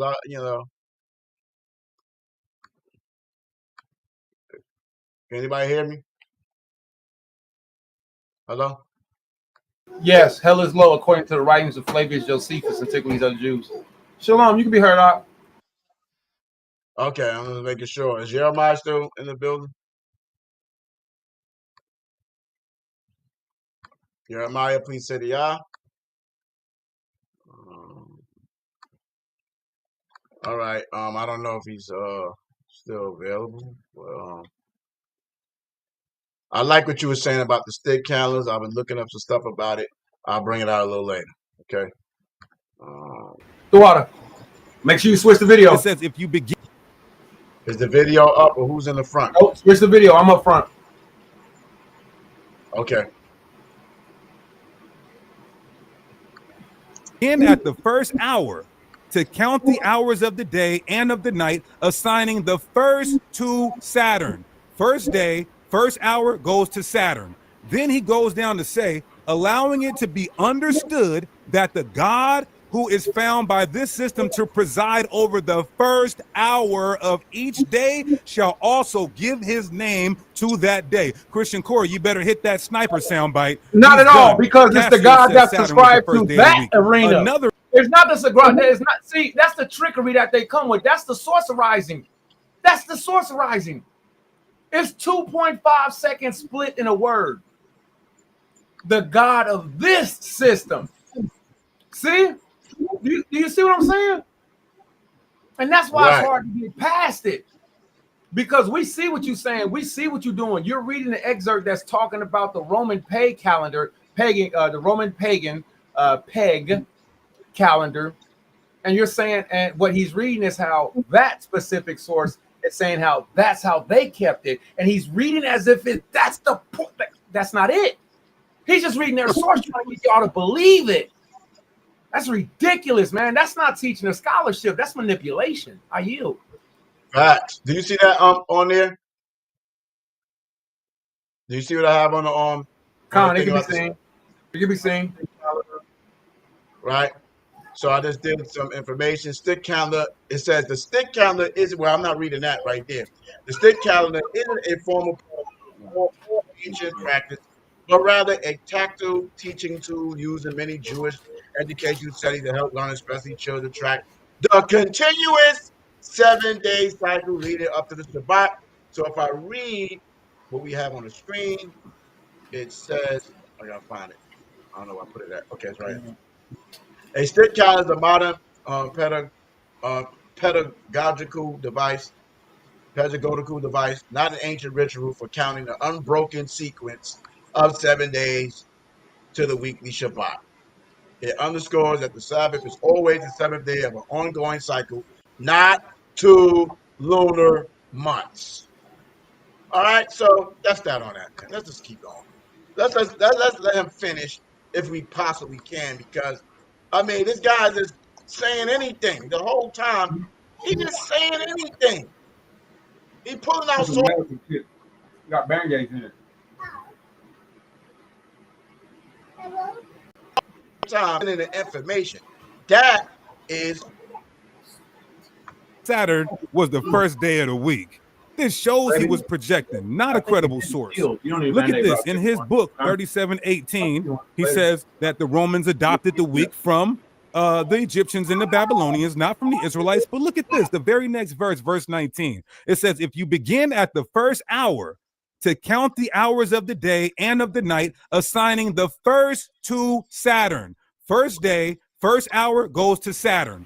Then he goes down to say, allowing it to be understood that the God who is found by this system to preside over the first hour of each day shall also give his name to that day. Christian Corey, you better hit that sniper soundbite. He's done. Cassio says Saturn was the first day of the week. Another example of the contradictory inconsistency. Here is Corpus Inscriptionum Latinarum, source 5202, a Greek inscription. This is the most prestigious, scholarly, authoritative source when it comes to classical studies. Look what the first day of the week is here. It says, this is the names represented a week's calendar of the god. Chronos is first in the week. You guys are done. When did it change to the 7th? Oh, you don't know. So Chronos, which aligns with Saturn, is the first day of the week here. He's done with. This is another source from the same site. Saturny is the first day of the week here. What are we doing? No, it's not. Another example of contradictory inconsistency. Go back. Thank you. Just for a moment. Just scholarly, authoritative source when it comes to classical studies. Look what the first day of the week is here. It says, this is the names represented a week's calendar of the god. Chronos is first in the week. You guys are done. When did it change to the 7th? Oh, you don't know. So Chronos, which aligns with Saturn, is the first day of the week here. He's done with. This is another source from the same site. Saturny is the first day of the week here. Listen, what are we doing? I got you. I apologize. I apologize. And I know I'm just trying to catch your attention. I know you got it. The first screen that was blurry before it got to the second one. Can you pause that first one, please? Because we're readers around here. You can't tell us anything. Now, this is what I need. Salak. This is what I need to see right here. Is there a way to make that larger at all? I want that. Baba Kashaf for my life. Okay, and you know what? I'm gonna tell you why I want that for my life. You know why? Because anybody got a heart. Are you all serious? Did you all hear the difference in between what he said and what the screen is showing you? This man is wrong as the day is long, and my brother Jacob, Mr. Hebrew, Maharika, can you see what the bottom of the screen says? Hold on, I'm about to do it right now. Oh man! Let me put my glasses on. See, because it's not about just for me. All right, God of days, and then it says, it looks like it says God of moon, God of sun, what? God of Aries. It says, God of days, of Chronos, of the sun, of the moon, of Aries, of Hermes, of Zeus, of Aphrodite. Astarte, Khan. All right, that's weekly. Thawada. I can't see on my yeah. All right, now can we go to the next one, please? Okay. Just scholarly, authoritative source when it comes to classical studies. Look what the first day of the week is here. It says, this is the names represented a week's calendar of the god. Chronos is first in the week. You guys are done. When did it change to the 7th? Oh, that's the same day that they robbed it. So Chronos, which aligns with Saturn, is the first day of the week here. He's done with.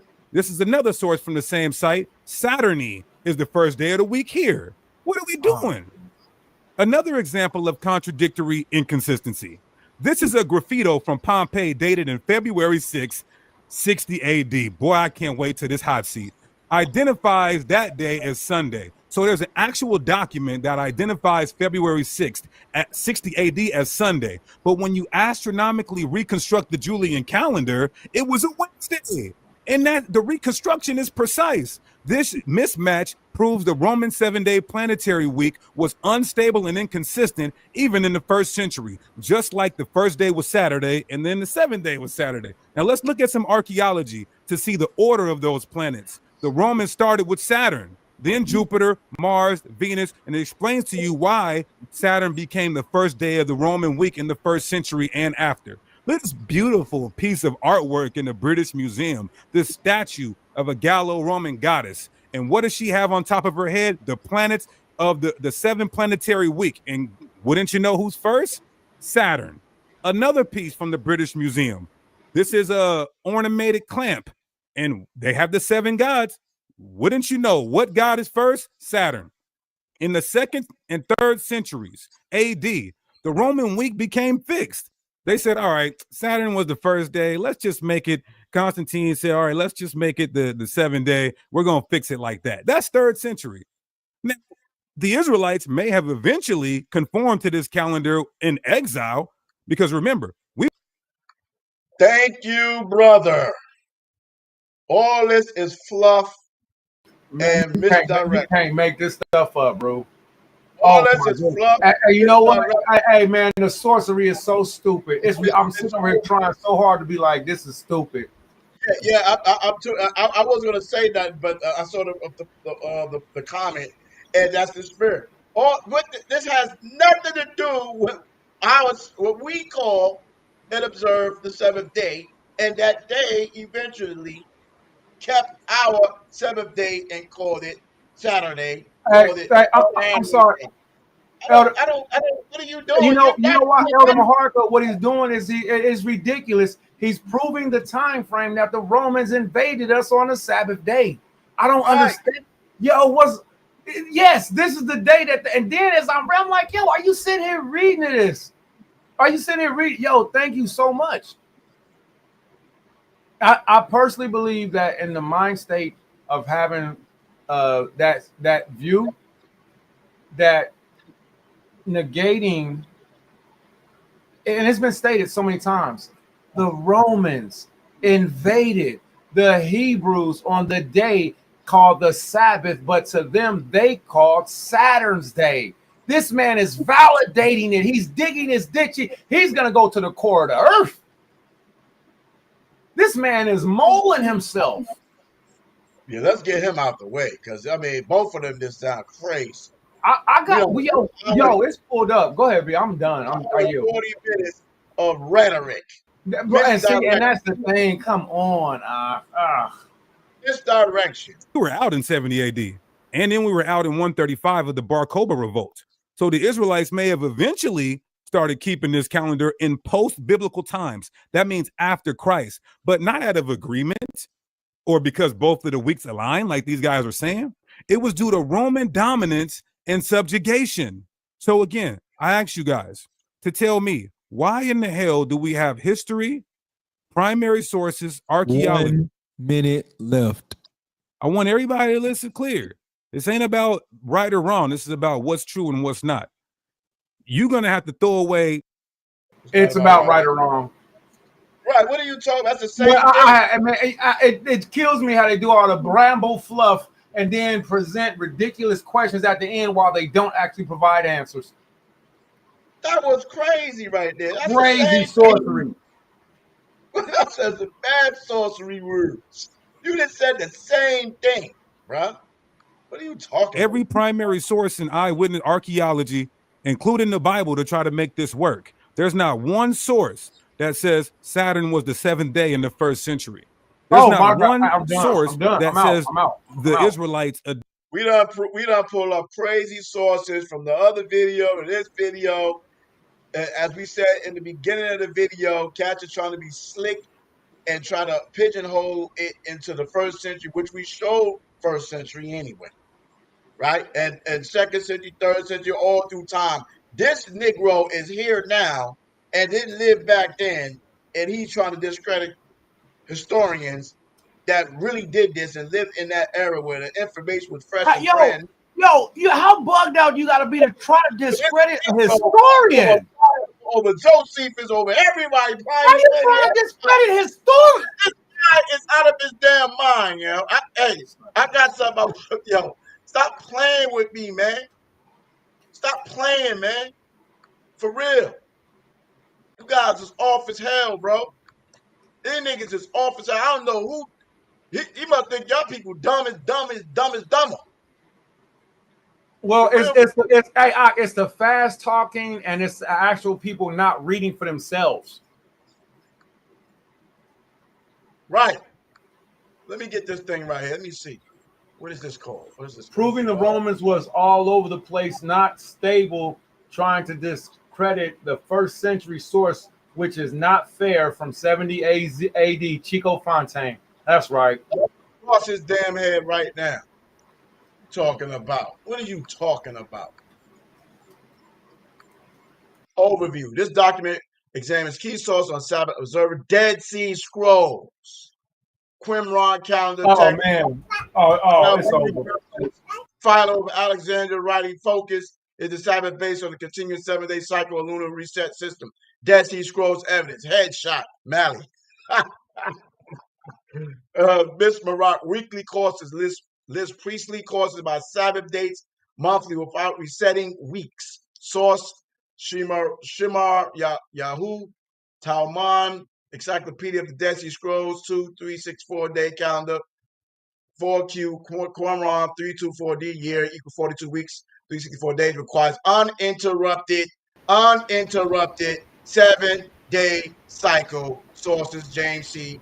Vanderkam calendar, Dead Sea Scrolls, measuring time 1998. Conclusion, Qumran text presuppose a continuous weekly cycle. Headshot. The Talmudic Mishnah Shabbat 1.1 defines Sabbath as a seventh day following sixth day. Talmud Rosh Hashanah discusses lunar months alongside, never resets weekly count. Talmud Irvin 688, 698, and Pesachim 59b treats festivals as fixed lunar dates on a continuous week's conclusion. Talmud depicts an unbroken 7-day week independent of the lunar cycle. Hand shot, body shot, right? Fallow, we just read this and Fallow. We don't have to read that again, right? The Decalogue 2096 contract. Bring it out. Versus every seventh day practice. Excerpt, some states keep the holy festival only once in the month, and we have people that's doing that, right? Personal brothers that we know. But the nation of the Jews kept every seventh day regularly. Allegorical interruption 148 links lunar phases but emphasize Sabbath as the seventh day of rest. Conclusion, Philo affirms the Sabbath as a reoccurring seventh day, not monthly reset. Not a monthly rest or reset. I'm sorry. Philo affirms the Sabbath as a reoccurring seventh day, not monthly reset. Garbage. All sources, Qumran, Talmud, Philo, consistently support a continuous 7-day cycle for Shabbat. No evidence, no ancient evidence. The concept is a modern construct without ancient expectations. Get out of here. And we didn't even put Josephus in there. All other sources in there. And I'm going to put them all together. And I'm going to send it out and put it on Facebook so everybody can get it. Get out of here. Stop the cap. Stop the cap. Hey, real quick, let me add this. I want to hear bow now. I'm tired of hearing them.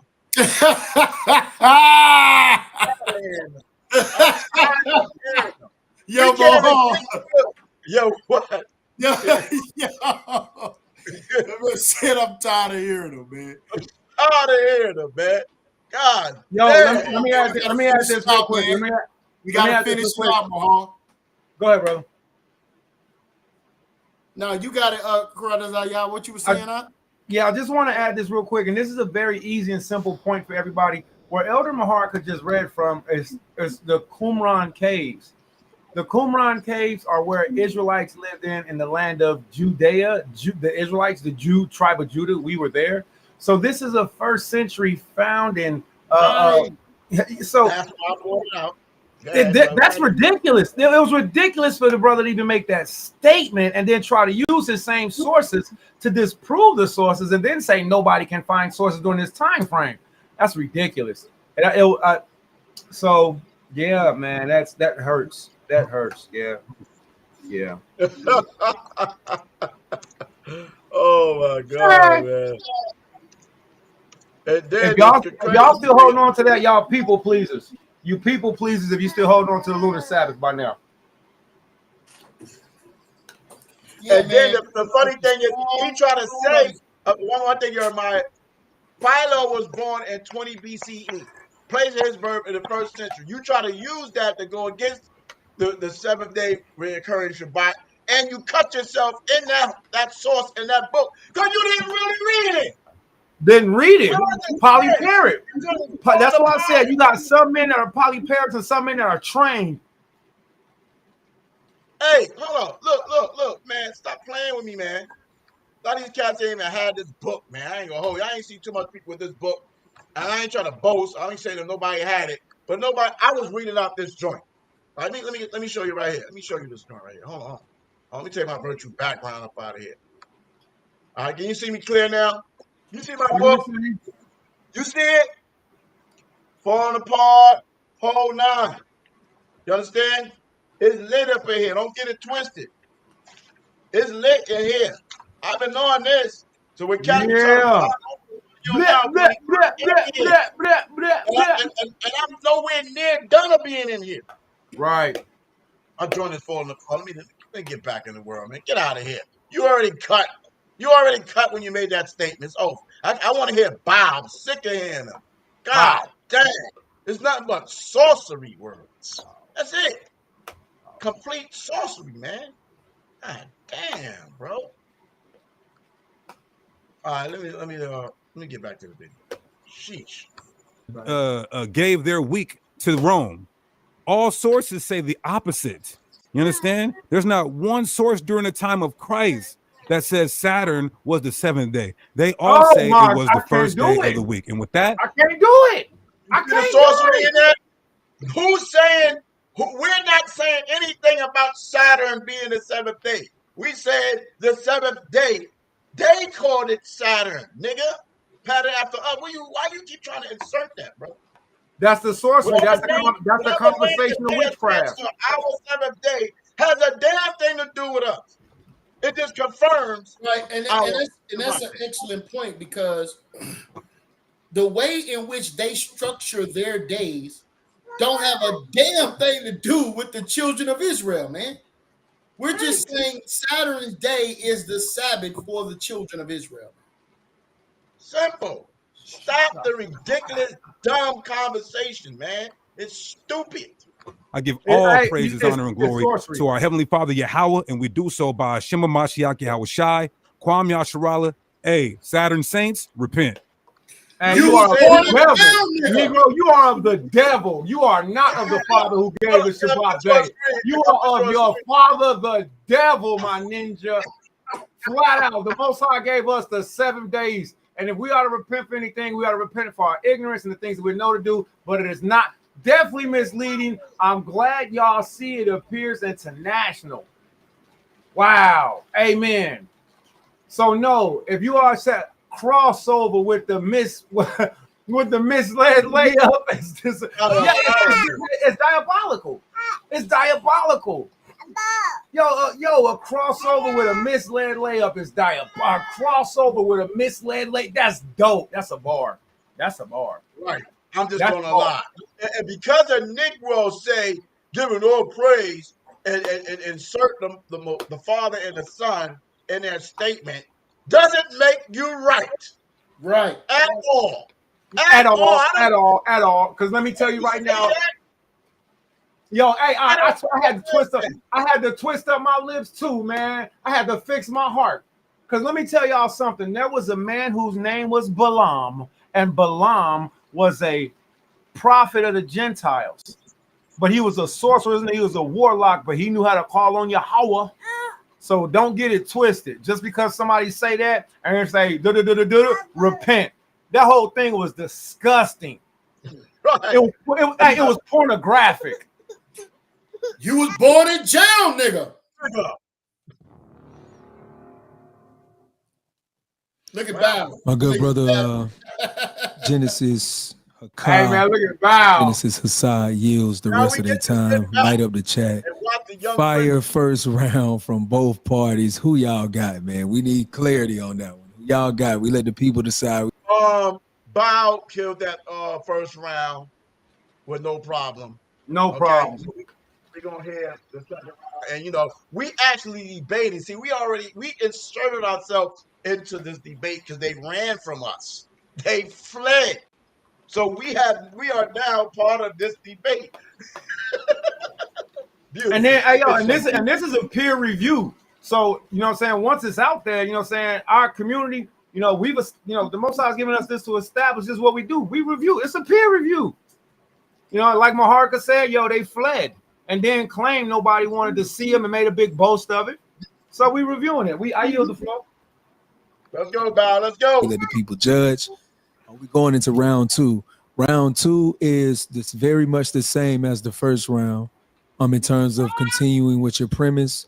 But it's much more of a rebuttal as well. If you would like to rebuttal, you can avoid rebuttal and just continue with the premise if you would like to. But you can incorporate both or just one, premise and or rebuttal. It is still uninterrupted, but it is at 15 minutes, just for clarity on both parts. So, Brother Ratazan and Brother Yatazar, I will be calling it at the same thing. 10 minutes, 5 minutes, 1 minute. That's what I'll be calling it. Let me stop the time and reset. All right. And if Ratazan and Yatazar can do a mic check. Well, before you do a mic check, I wanted to say when the brothers Hassad and Hakah, they was kind of lit in terms of their volume. They wasn't peaking. But when you guys was lit, y'all was like peaking. You know what I'm saying? Y'all got loud, but it was kind of peaking. So y'all might want to turn it down a little bit because I know you guys are going to be energetic, and then we'll just do a sound test to make sure it's good. just a little bit, turn it down, and then maybe get loud on the sound check so we can make sure when Yeah. y'all Was it too much to where they couldn't hear at all?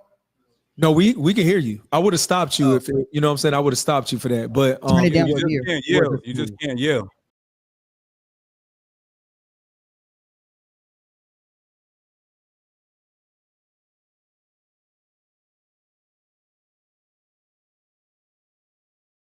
All right, I know we're having a bit of a storm here in Ohio. Is the internet connection still good? Are we on? All right. So did y'all see that? I'm sorry. Did y'all see that somebody in the comments said I'm changing from the Lunar Shabbat? They just showed it on there just now. No, put that up there.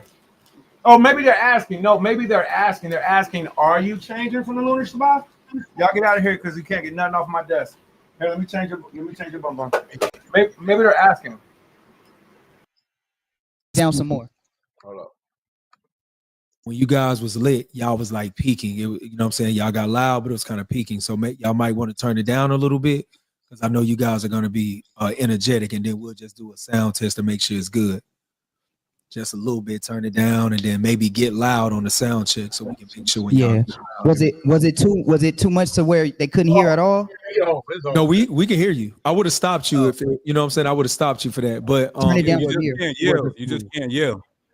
Okay, my bad. Y'all know we Hebrews, we get passionate. That's why I ain't want to stop right you. I ain't want to stop you from yelling. You know what I'm saying? I just wanted you to adjust the mics. You know what I'm saying? So you might just want to bring it down. Can y'all raise y'all voices just to make sure everything is good? Mic check, 1 2 1 2. That's too loud, right? Yeah, you might That's have to too bring loud? it down a little bit. Yeah, you might have to bring Was it it too down, loud? especially if you're that loud. Bring it down some more. It's too loud. Was it too? Turn it down. Turn it down more.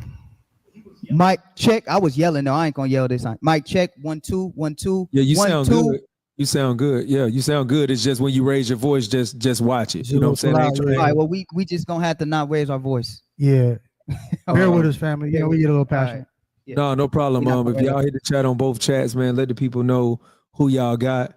Let me go back to the first one. Just a quick shameless plug before round 2. If you guys want to get in touch with the Believers of the Way with Ratazan and Yatazar, hit Believers of the Way 144k@gmail.com.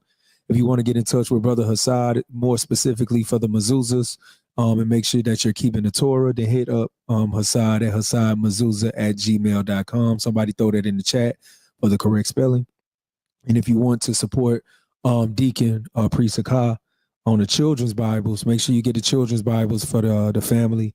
That is at Genesis144.com. Genesis144.com. Christian Corey, God First Gang, the Versus platform, we will be bringing our full services to the YouTube and take straight over. All right. So if y'all can follow my new platform at The Christian Corey Show. Exclamation. The Christian Corey Show. Follow that channel.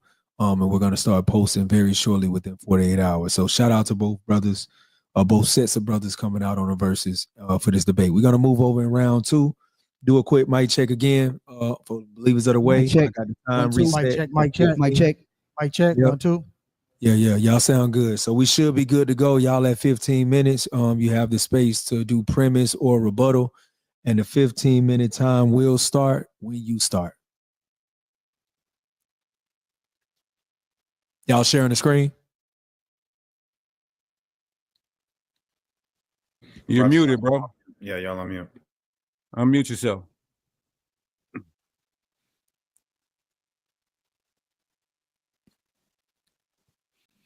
Press the mic button, bro. Yeah, y'all still muted up over there. Y'all still muted up. I had to get back to the screen. Hold on 1 second. Let me share my screen. Let me just pull up a document real quick, and then we'll get ready to get it. I'm gonna share my screen after I pull up the document. Okay. So. Okay. All right. Hold on.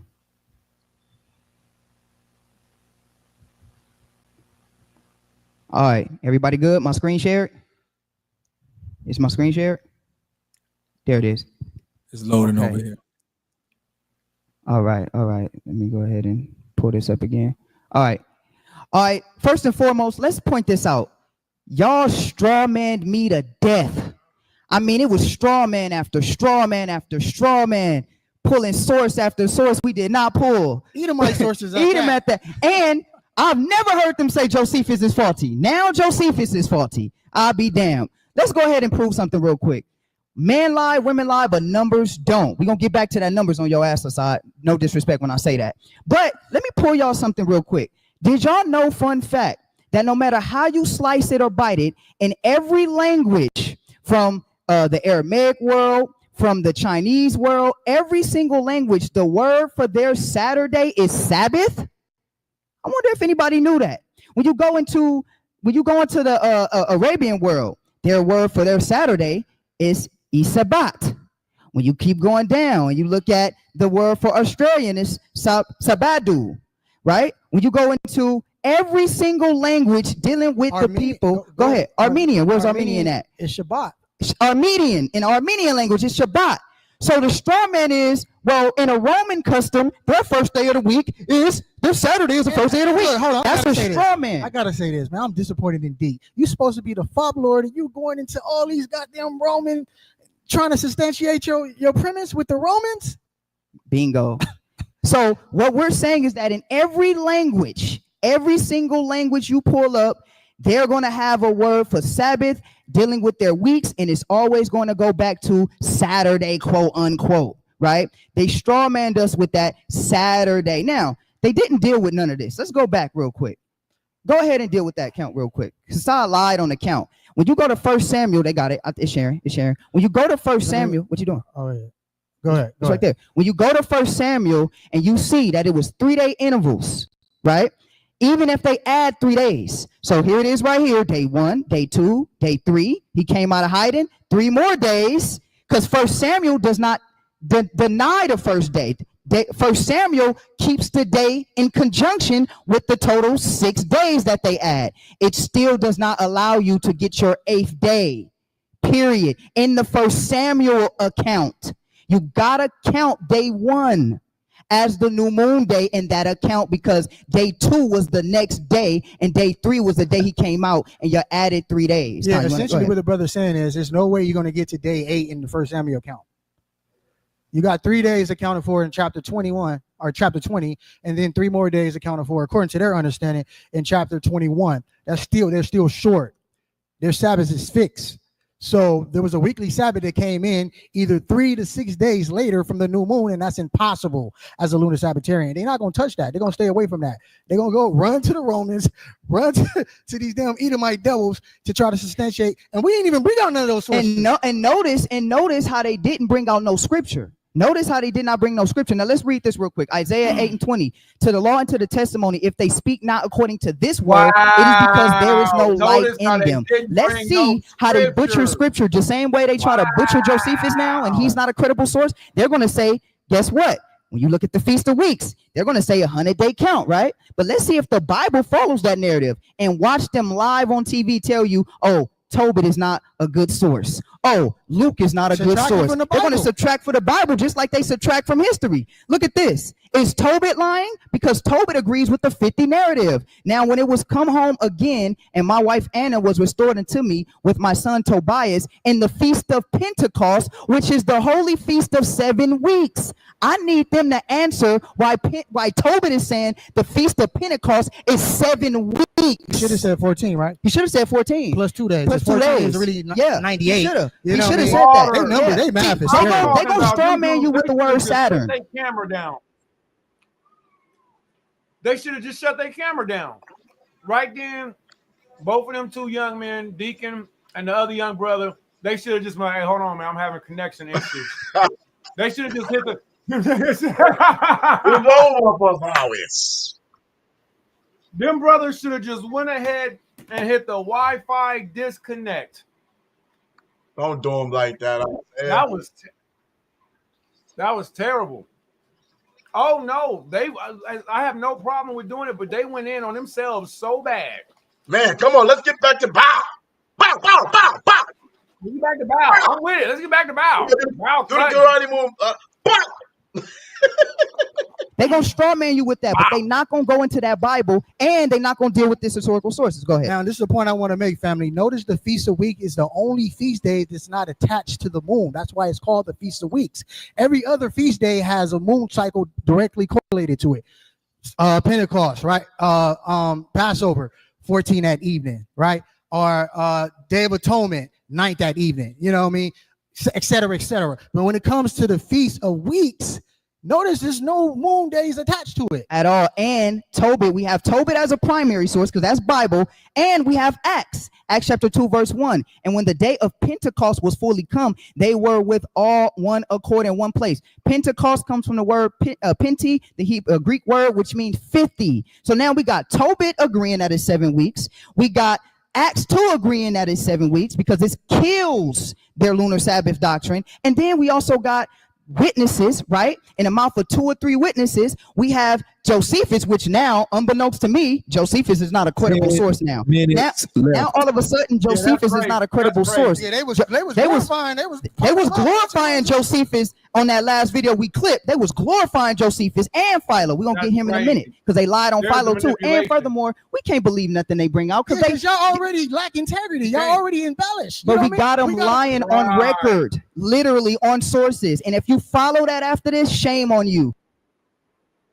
Shame on you. That's ridiculous. What you got, Maharika? Because them brothers are saying everything that I needed to say. That is ridiculous. These men have destroyed their own sources by trying to prove themselves, man. Man, Bow did such an excellent job because they could have just roasted them out under the table. You muted. Come on in, Elder. You muted. Come on. It's so beautiful because we are bringing the information before we even heard the information. Right. This is so sad. Stop. And you know what that shows you? Hey, you know what that shows you, Elder? Yo. That shows you, Elder, that shows you that what we're saying is in sync with what Yahweh said. They're the outside ones. They're the Janus and Jambres in these situations. Yeah, they're the ones on the outside. So the lunar doctrine, this is ridiculous. So if you have eyes to see, ears to hear, I'm speaking my own point. We're not manipulating, changing things. We're letting them play themselves out. It's ridiculous. I would have been like, hey, my Wi-Fi cut off. I don't know what happened. Yo, I ain't gonna. This thing is rich. Habakkuk 2:2. And the Lord answered and said, let's get back to bow.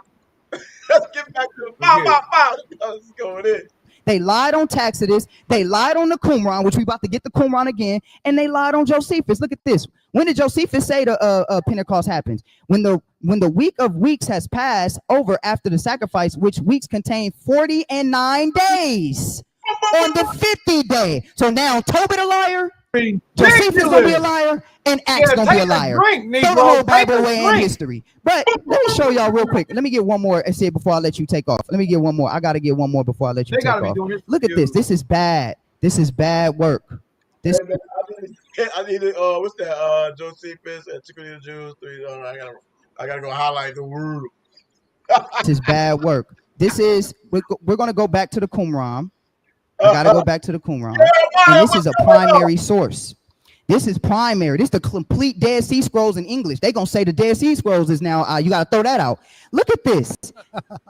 Mizmarat B 4Q321. Let's see when they track their new moons. Check this out. And the new moon. This is dealing with the calendar. And the new moon is on the first day in the week. Okay, new moon was on the first day of the week, right? But look at this. Let's go down. On the second day of the week of her job.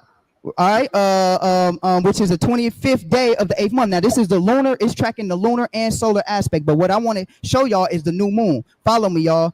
And the new moon is on the 3rd day of the week. How is the Quran telling you the new moon? Because they wanted to pull out sources we didn't even pull out. And that's what I was saying. I'm biased in the truth. They're biased in what information they're going to bring out. And that's not scholarly. Don't run now. I know you niggas was looking. Don't run. Yeah, that's ridiculous. Don't run now. That's the most one-sided conversation ever. That's just saying I'm right and I'm right. That's it. But to not bring out both sides of scholarships, that's not fair at all. Hey, Shalom, welcome in. Jeremiah, you Welcome. back in the game? Can we hear you? Give me a test, audio test. Check. Audio check, Jeremiah. Please say the y'all. Audio check. I see your audio. I see the adjustment buttons. Put your camera on. See if your camera works. For real? Chris is not going to be cracking up as he watching that. He said that. Oh, this was a body bag right there. That's a body bag. I got to go back a few. Body bag. That's a dissimulation fatality. Oh, my goodness. Thank you, Sal. New moon. Follow me, y'all. And the new moon is on the third day of the week. How is the Qumran telling you the new moon? Because they wanted to pull out sources we didn't even pull out. Go to the Qumran. Why is the Qumran telling you the new moon is on the third day of the week? All right, it's more. There's more. First century. Let's go down. And the new moon is on the fourth day. Why is the new moon falling on the fourth day of the week? From the Qumran. Let's go down. The 8th, the 15th, the 20th. And the new moon is on the Sabbath. The new moon fell on the Sabbath in this one. But y'all. That's a body bag. That's a body bag. Look at the face. Look it down. Finish. It's a wrap. You gonna go against the Dead Sea Scrolls now? So I should just go get my Dead Sea Scrolls from over here and throw it in the garbage. Because I got it over there. Just throw it in the garbage that way. I'm looking for it on my dresser there. I have to throw it away. No, I don't, because the bow said no. Say the Sabbath is separate from the new moon. Look at this. And the new moon is on the second day in the week. Why is the Quran letting you know that the new moon is falling on different days of the week if the moon dictates the beginning of the week? These are the Dead Sea Scrolls. These are the Dead Sea Scrolls, complete works. I'll give y'all my sources after I'm done because I don't have to lie on sources. You want to bring something up? Go ahead. Yeah, Matthew 28, verse 1. It said, in the end of the Sabbath, right? Sabbath being the seventh day of the week, as it began to dawn towards the first day of the week, let you know. Jeremiah, check, audio check. Jeremiah, check, audio check. He's trying to get in the word. Talk, brother. Say something. Are you working from your phone? We need you, brother. We need you. We need you in the realms. Isaiah, can you hear me? Audio check. Oh, I can hear you. I can hear you. I'm just flabbergasted by what I'm hearing. Oh my God. This is the most unscrupulous so-called. They had to be doing this. See, I think Baal was doing it for truth. Oh, they doing it for truth. They ain't even think about it. They in the spirit, man. The Mosai set they behind all the way up. Got them all supremely proud, and then you want to run from the elders that try to correct you, right? And Masra Yasharala, you fled from us. Okay, so let's get your direct peers, in your little realms, and totally hawk. Come on, smash. Yo, I forgot. Thank you. Would you please bring out the history how Sicarri, which Deacon was a part of that? Y'all don't care if you do the Genesis and all that. I don't listen, whatever. So Deacon and the other young man, they were both there. Elder, what happened with that? Because you're right. These two young men did flee from Masra Yashala. You weren't there. I wasn't there. I just heard secondary sources. Gorilla Hebrew got up and ran out of the council. That man put on them daggone what do you call them Jetsons. He got on that little bubble, came up there and was gone. And refused to hear the counsel of the elders that are over 50 years old on the Sabbath being the seventh day of the week. Check, mic check. Jeremiah. Welcome in. Please say the Yah. Mic check. Are you? Yo. Get back. We hear you. We hear you, brother. Welcome back. Let's go. All right, we in the building. Okay, man. Hey, mom, it's a damn slaughterhouse in here. God dang. Hey, it's not Josie. If it wasn't a Shabbat, I wouldn't even get on this. This is just bad. This is but this also reminds us you have to defend the Sabbath day. All right. And we gave our lives for the Shabbat day. So for anybody, 2 young men, I don't care who, you coming in, you making the people to believe what you're reading. But like Bao said, notice they didn't come from one scripture. And when the brother said, I said, well, goodness gracious. I want to hear more. Yeah, Bao cleaned the floor. Bow. Hey, Sicarri is finished, son. Let's talk about the word. Let's talk about it. The world is a sphere. Oh my goodness. You was born in jail, nigga.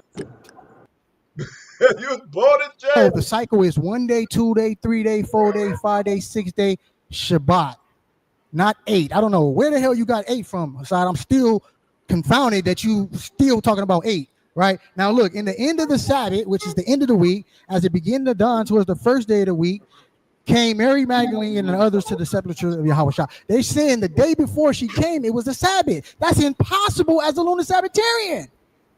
It's impossible, even if you count from the 13 that evening. It's impossible to fit this within the biblical narrative. They're cut to pieces. The Bible is cutting you left and right. Let's go to Numbers. Right. Let's get the Numbers real quick. Numbers chapter 10, right?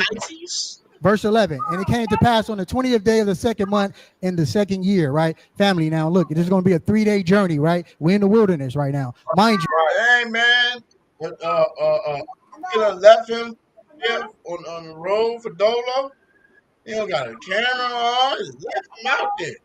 This guy looking simple as hell.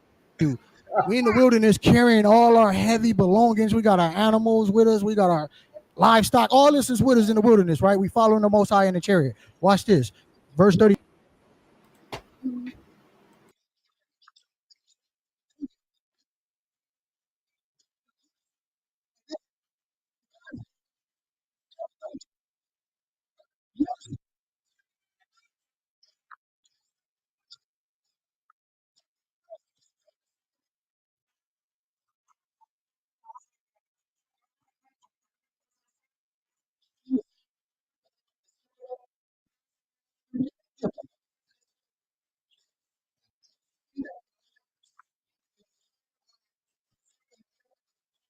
Hold up. Do y'all see the screen? Yeah, we good. Where's the screen? No, I can't see the screen at all. Yeah, I don't know what the hell's going on. That was a Yo, did you get clicked out? oh, Hey, put a 7 in the room if y'all can still see. If y'all can still see this video, put a 7 in the room in the comments. That man said blood in the water. That man said Psalms 84:16. Who will rise up from doors? You better believe it. Yeah, the screen is off, man. We got clip, didn't we? Okay. Yeah, let me put this thing back. So maybe y'all see it. Are Yeah, we back? can see it. Back. Yeah. Back. All purpose hollow. What's going on? Let's go back like 1 minute.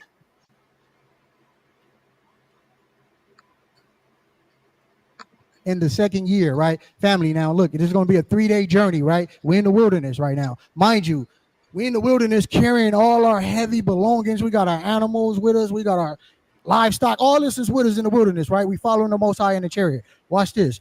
Verse 33, and they departed from the mountain of the Lord 3 days journey. So if we started from the 20th, within that 3 days journey, their lunar Sabbath would have came in. The Most High God have us travel.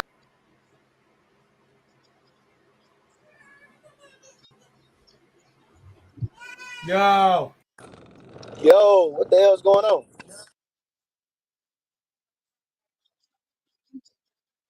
Can we show that Hassan's a liar? Because they like to separate Passover and unleavened bread. Yeah, let's go to Exodus 12 real quick. Let's show you that they liars and they lie on their to fit their narrative or their doctrine. The jig is up. You cannot lie. 12 and 18. What day is Passover on? Oh, Passover is on the 14th and unleavened bread is on the 15th. Let's actually prove that. 18, right? 12 and 18. Yeah, bring it up. It says in the first month On the 14th day of the month at even, ye shall eat unleavened bread until the 21st day the month at even. 7 days shall there be no leaven found in your houses, for whosoever eateth that which is leavened, even that soul shall be cut off. Why is it saying that we're supposed to keep unleavened bread on the first month, on the 14th day, left. 14th day of the month? I'm gonna need some answers in that question and answer round, because they try to separate Passover. We coming with the Bible. We coming with the Bible and sources. Go ahead. Look, I gotta clarify my point in numbers. We are in the wilderness, family. Okay, we got our livestock, we got our cattle, all this different things. We traveling in the wilderness, right? Remember, even our cattle supposed to get the day off, but the Most High didn't acknowledge the 22nd. The 22nd came in within that duration, within that 3-day travel. The Most High didn't acknowledge it, right? And plus, our cattle supposed to get the day off, so we carrying large pillars because we had a portable temple during this time, right? Remember, we had a mobile temple that we had to disassemble. So we carrying all these heavy, laborious things on the 22nd day, and we already know the Most High God said you're not supposed to defile the Sabbath under no circumstances. The Most High didn't give nobody license to sin, but He told us to walk a Sabbath day journey on the 22nd day of the month. How? And notice real quick to let me back off of you. I forgot to mention the Sabbath was on the 21st of that Passover from unleavened bread. From unleavened bread to the 21st, it said there was a Sabbath on the 21st of the month. Right. So they got a problem. Cut holes all throughout the doctrine with scripture and historical sources. Go ahead. You want something else? No. This is what I'm saying, family. All you got to do with this BS doctrine is just kill them with basic math, right? You can go into 100 sources all you want deep, right? You still on trial because we gotta fact check. We gotta bring your sources. Yeah, because you lied, literally. You like to lie and embellish. So we gotta look at the source and read it in its proper context. And admit it, you take from biased sources too. You know what I'm saying? At that, right? He thought we was gonna go to the Romans, right? We went to actual Israelite historians, right? And they disregarded that. Now they got a problem with Josephus. Now they got a problem with Josephus. Now look, sadly enough, Josephus cut their doctrine too, because Josephus said it's only a 7-day week. He said the Sabbath is based on Genesis, right? I know they try to straw man us to death and say, oh, Genesis is in increments of 1,000 years. For sure, facts, right? That still doesn't change the fact that it's only 7 days in a week. Mm-hmm.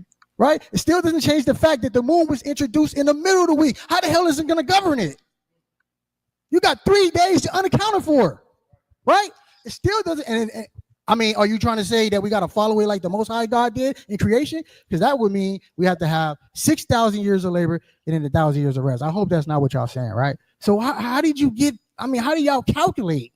They calculate based on the moon, but then they separate the moon from the week. I don't know. We're gonna have to go into the Q&A. But it amazes me, and we're gonna get. I can't wait to the Q&A round.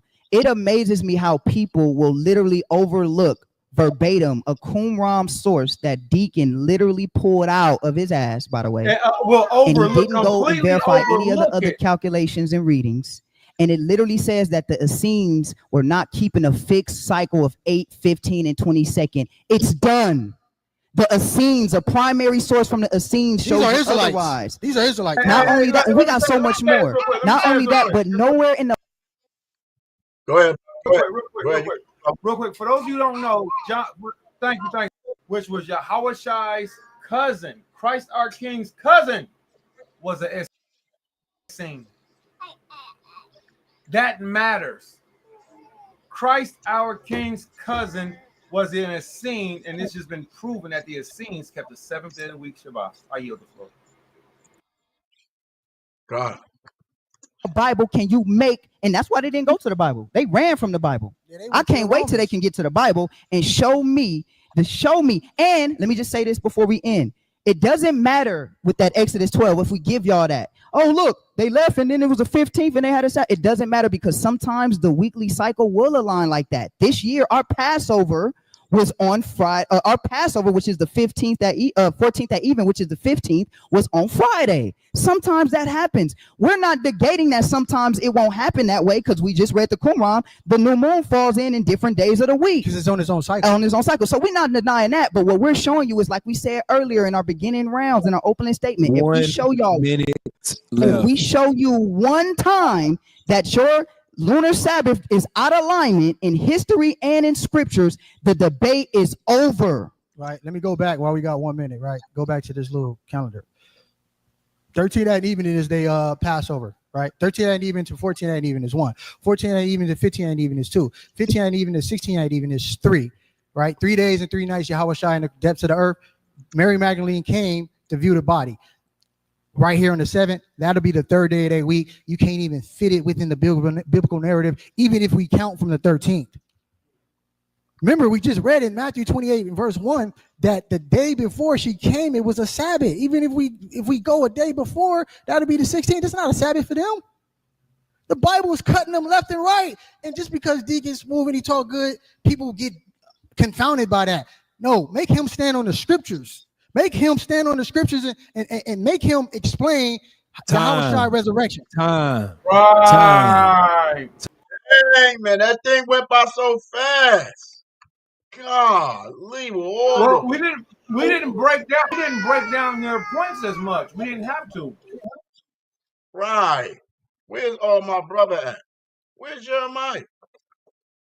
He's still in the world, or he gone with the wind going off? Yeah, I'm gonna leave that up there right there too. All right. So we didn't have. Of course, we wasn't going to. You didn't have to, right? Oh, okay. So yeah, how did y'all like that around? I got the goofy smile of.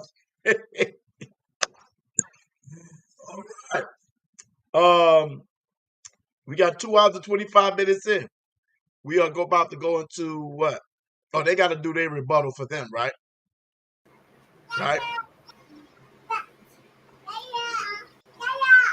I think they're going. This is the second round or third round. Let me let it play. Time. Hit the chats and Second round. both chats. Let us know where we at in round 2. That was the rebuttal / premise round from Yatazar and Ratazan, I believe, is other way. We are still in round 2. We're at the latter half of it with Priest Hakat and Brother Hassad. We're gonna reset to 15 minutes right quick. Hit the chat and let us know who you got. If we can, just manage the chats a little bit better in terms of insults. Make sure y'all watch the insults on both ends. Moderators time them out if anybody is sending insults, as well as sending in information to help both sides out. So watch it, sending in any information. It's reset at 15 minutes. Priest Hakai and Brother Hassad, if you guys can just do a quick mic check. Mic check. Mic check. Mic check. Mic check. Mic check. Okay. Sound good. Y'all sound good. All right. Your screen is shared, Priest. Mm-hmm. All right. The time will start when you guys start. Okay. I just want to apologize to all the Israelites out here who came to see a brotherly conversation. All the emotionalism and liars, and you know, it's really uncalled for. So I just want to apologize to all y'all. Let's keep it about the information, because I'm the worst when it comes to the disrespect. So let's just keep it at that. The source, you're muted. Oh my God! Here we The go with the sorcery world. When you started out throwing the insults, y'all been throwing insults the whole nine. So stop the cat, Listen, bro. man. You know what? We stop it. All right. That man, stop. That's so damn weak. That was weak as hell, bro. You and your feelings because you getting body. Simple. Body blow. And then did not the young man just get on the call with you the other day? But that's another thing. That's another thing. I yield. Yeah, the other day insulted me. That's what y'all do. Now you're gonna sit there and get mad because you're getting cut. Stop it. Lose. Finish losing. Finish losing. Just finish losing. Man, throwing insults and all that saying slick stuff. Get out of here, man. Get beat up and that's it, bro. You think we're wilding. Oh, let me get back to the main screen, man. God, and it can cut you. And it can up hurt there you. crying. Jeremiah up there riding around world. You're not in the world. Mute your mic, man.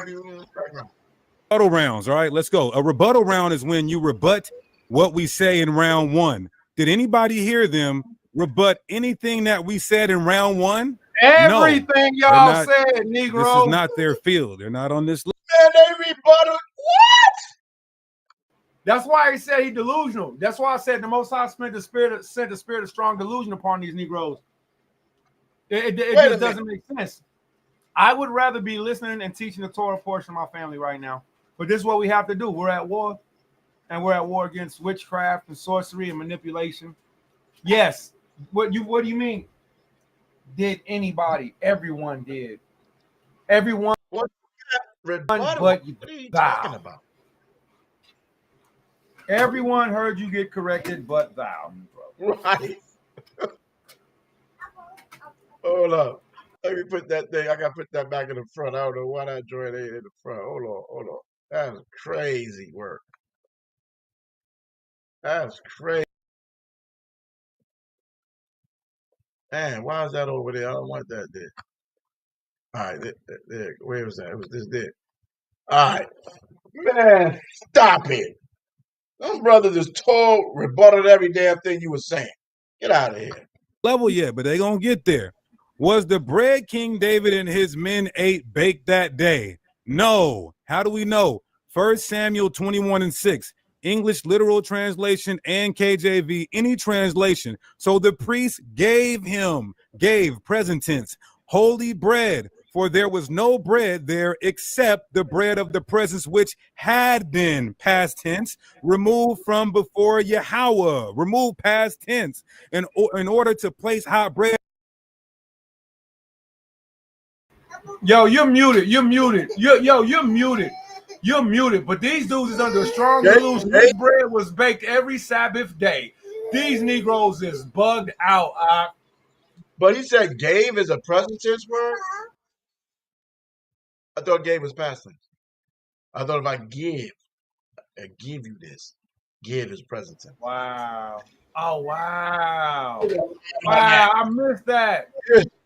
Come on, why would you emphasize that? Why did you emphasize that? And you dead damn wrong. Like, what are you talking about, buddy? They're not. This is not their field. They're not on this level yet, but they're gonna get there. Was the bread King David and his men That's it right. That's what I'm talking about. Baked that day? No. How do we know? So 1 Samuel. Like, oh, we shouldn't have said that. That's that fool. As soon as he finished his statement, came here to hear a brotherly debate, and then y'all hear insulted. You know what? They'll get there one day. That's even an insult. Come on, man. Chill out with the sly foolery. That's why we just.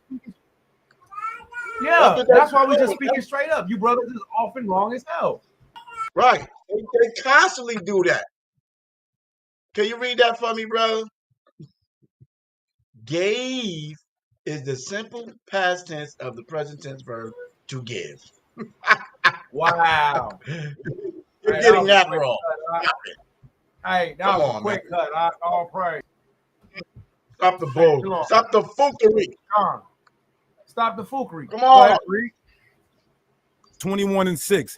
English literal translation and KJV, any translation. So the priest gave present tense, holy bread, for there was no bread there except the bread of the presence, which had been past tense, removed from before Yahweh, removed past tense, in order to place hot bread on the day, not that day, the day it was taken away. So what happens is this verse explicitly says, what the hell is this Negro saying, man? He's smitten, man. He's smitten. The showbread was made every Saturday. Y'all, this brother smitten. You already was wrong from the jump, my nigga. Yo, that sounds so crazy to me, boy. Anybody can follow that? That was a bunch of mumbo jumbo. That was crazy work. I got to hear it again. Wait, let me hear it again. I got to hear it again. I got to hear that again. They're not. This is not their field. They're not on this level yet, but they're going to get there. Was the bread King David and his men ate baked that day? No. How do we know? 1 Samuel 21:6. English literal translation and KJV, any translation. So the priest gave present tense, holy bread, For there was no bread there except the bread of the presence, which had been, past tense, removed from before Yahweh. Removed past tense. In order to place hot bread on the day, not that day, the day it was taken away. So what happens is this verse explicitly says the bread David received was removed in the Hebrew, meaning old showbread, not fresh. The hot bread was placed on the same day the old bread was taken away, not the day David arrived. This shows the baking and replacement of fresh bread happened on the Sabbath, Leviticus 24:8. David had arrived after this replacement, so the bread he received was left over, not newly baked. So if there's a problem with the brothers counting and a problem with the brothers reading, it shows you that in Leviticus. Pause. I see what he did there. Okay, so this is for everybody's edification. So this is how the showbread works. So he explained it very good. Lasha, quiet. He explained it very good. Now here's how the showbread works. As he stated, every seventh day, every Shabbat day, every seventh day of the week, the showbread is baked. The old showbread is the old store. It's got to go. The new showbread is put up. So the new showbread that was put up is for Yahweh. The old showbread is what they shared on that day. Imagine it like this. Each Sabbath day, there's 12 wafers. There's 12 loaves of unleavened bread that's dedicated and made for Yahweh. When that next seventh day is arrived, Sabbath, then that bread, it can't be there. So now it goes to the priest. And that same day, the new showbread or the unleavened bread, the 12 unleavened bread wafers, now they're made fresh. King David ate the portion that was for the Levite at that day, and it was on the Shabbat. So I don't see where his brother's going with this. Each Shabbat day, the showbread is refreshed. You have a portion that's put up for Yahweh. Don't touch that. King David got there on the Sabbath day that the boom. It's like when you go to a store and you go like, y'all got any old bread y'all getting rid of? Like, they'd be like, yeah, this is yesterday's bread. Well, they don't sell that. So sometimes they put it out, they go for half price. It's the same thing with this. So on that seventh day, boom, Sabbath day, King David got there. What was going to the priest, they was like, this is all we got. Well, the priests were designated to eat that. That wasn't for everybody to eat. That's the point. That wasn't for everybody. That's when you read the scriptures, that was only for Levi to eat on that day on the Shabbat. They had to eat that, and that the new one was made. So, and again, I don't understand why. I do understand why. I just don't see how in good scholarship could he attempt to use this to say that the Sabbath day is not Saturday by the showbread. This is why we teach to read the Torah, study the Torah, because the details that we just brought out are the same thing that you get from constant repetition. With that, I yield the floor. Thank you, my brother, man. See how when you have a team, everything can be put in place, right? So since you brought that information out, can you read this and break this out now for me, brother, concerning the topic right here? Break it out for us, Prince Karatazayas. There you go. Can you see that? Can you make it larger? All right. Showbread, breakdown, and analyst. Scriptural bias. Exodus chapter 25, verse 23 through 30. Instructions for the table of showbread, 12 loaves and 2 stacks on 6 on a pure gold table. Leviticus chapter 24, verse 9 through verse 5. Weekly routine, 12 cakes. Weekly routine. Can we make it just a smidget larger, please? Yes, sir. Yes, sir. Smidget. That's excellent. Can we scoot it over to the left? That's perfect.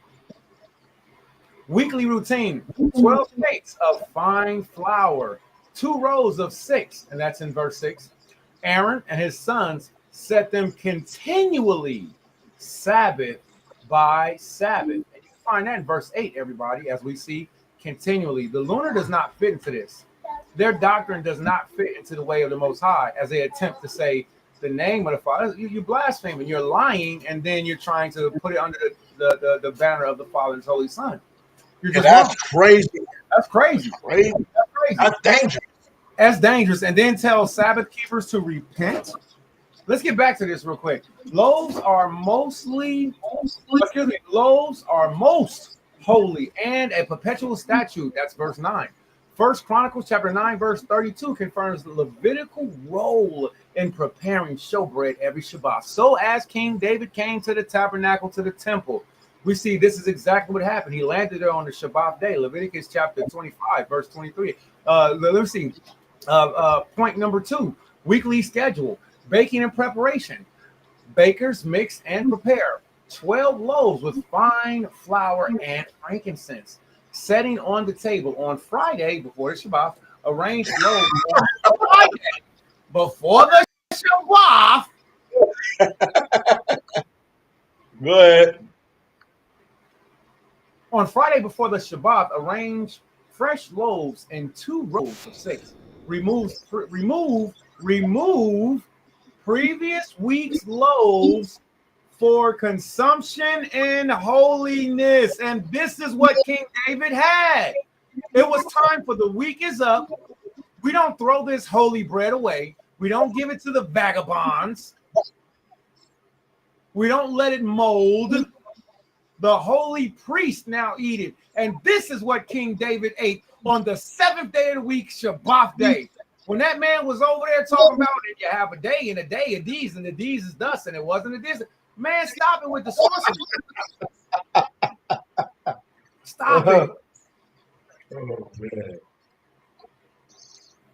Weekly Sabbath schedule, baking preparation, bakers mix and bake 12 loaves with fine flour and frankincense, setting on the table on Friday before Shabbat. Arrange fresh loaves in 2 rows of 6, removing previous week's loaves for consumption and holiness. Shabbat duration. Showbread remains throughout the Shabbat, symbolizing divine provision, removal, and consumption. After Shabbat, priests consume old loaves with the holy precincts. So the point of saying is to say that was what the big scoundrel was. It was that King David, which was not a Levite, which was on the run from the military, had men. And here goes something else that Deacon should have brought out. King David and his men that was with him were holy. They didn't have sex at this time. They were set apart. They didn't have no bloodshed on their hands. So therefore, he was like, hey, I'm set apart. And the priest was put to death for giving King David and the men who were set apart also this bread by the king, which was the military government, King Saul. So Deacon didn't bring that out appropriately. He left out a lot of details. And that's bad scholarship. Number 3, theological and symbolic significance. Alahaya, gods, Alahayas, presence and provision. Perpetual display before Alahayas, lords. Underscore divine substance. Priestly ministry. Link Shabbat rest, Sabbath rest with ongoing tabernacle service. Typology in later literature, Talmud, Malkanot, 99b through 100a on merits of showbread, which I'm not a Talmudic teacher, but if anybody would like to look there, there's the source. New Testament echo Yahushai as the bread of life, John 3:36. John 6:35. The greater than the temple, Matthew chapter 12, 4-6. Please don't eat the marker. Take away. Yeah, please don't eat the markers and don't eat that. Thank you. The key takeaway: the showbread was baked, placed, and renewed Shabbat by Shabbat. Wow, they jangling wires up in Langley. The showbread was baked, placed, and renewed Sabbath by Sabbath, forming an unbroken weekly cycle Go ahead. of divine provision and priestly service. It is fully integrated with the recurring 7th day observance and is never tied to lunar dates. I yield the floor. With that being said, everybody, I thank Elder Maharka and the glory of the God of Abraham, Isaac, and Jacob for dispelling this despicable lie. I want to salute the men of Baal for completely decimating And they did it through the Holy Spirit. The men of Baal not only used the Bible, they also used astronomical when they went into the new moon. So if anybody would like to continue in that way, I know you'll be sitting on that for a while and considering if what you heard was right or not. I'm telling you, what you heard was right. I have to yield the floor. It's the Shabbat day. I'm so grateful to have participated in this part too. I want to salute the elders with them continuing. And if you all are going to continue, I want to salute. I'll be watching in the background. If there's going to be a part, if they're going to keep repeating the same cycle of things, when it's already been proven that this doctrine is from an Edomite named Jonathan David Brown, and there's no mastery in teaching it. There's mastery in learning the word. The scripture says, if any man is to glorify, let him glorify that he knows the word or the law of Yahweh. See? So that's what we stand. Let's continue to go, brother. Let's continue to go. It is the Shabbat. And this is what we're talking about, the most sacred day. This is much important versus anything else right now. Yeah, fade to the backward. We're not trying to sneak off nowhere. 24:9. Once they replaced the bread, it was stored and kept so that the holy priest can eat it. Now, did Christ say when King David went and did this, it was a Sabbath? No. Yahweh Shai, never in the context of Matthew 12:3-4, says it was the Sabbath when David did this. All he was Jeremiah, mic check, my bad. Jeremiah, mic check. Mic check, mic check. Jeremiah, please say the y'all. Yo. Con. Did you see that showbread joint? Did you see that showbread up? Yeah, that was a murder. That was a murder. All right, let's get it. saying is that there's exceptional cases when certain laws are overwritten, such as the priests profane the Sabbath and are blameless. Now, let's deal with the creation week. We already knew they were going to go here. They're saying this guy said a day constitutes, the sun constitutes the days. These guys are saying, oh, the moon can't constitute the Sabbath because the moon was created on the fourth day. But the geniuses won't acknowledge that the sun was created on the fourth day of the week. That's literally suicide to yourselves. So if this is literal, then how is there a day? That was off as hell. Why would we talk about the sun if you're talking about the moon? You're talking because about it's diversion. It's diversion. What they do is offer questions. Let me tell you one of the tactics that these brothers use, family. They offer questions with no solution. They offer questions with no solutions and then go on a ramble rants without giving you answers. Right. That was how you gonna throw that in into that BS again. Constitutes the days. These guys are saying, oh, the moon can't constitute the Sabbath because the moon was created on the fourth day. But the geniuses won't acknowledge that the sun was created on the fourth day of the week. Oh, so now let's switch from the moon, which y'all talking about, the lunar moon, and now let's sorcerize you and put you in the sun. So you can just focus on the sun. What does the sun have to do with keeping and counting for the seventh day of the week, Sabbath? Nothing. You're saying lunar moon, not lunar or sun or nothing, nigga. What the hell are you talking about? That's a dumb conversation you about to have. It's just sorcery. That's all it is. Diversion. Come on, man. Stop the cat, boy. I'm about to bang that right now in a minute. Hold on. That's literally suicide to yourselves. So if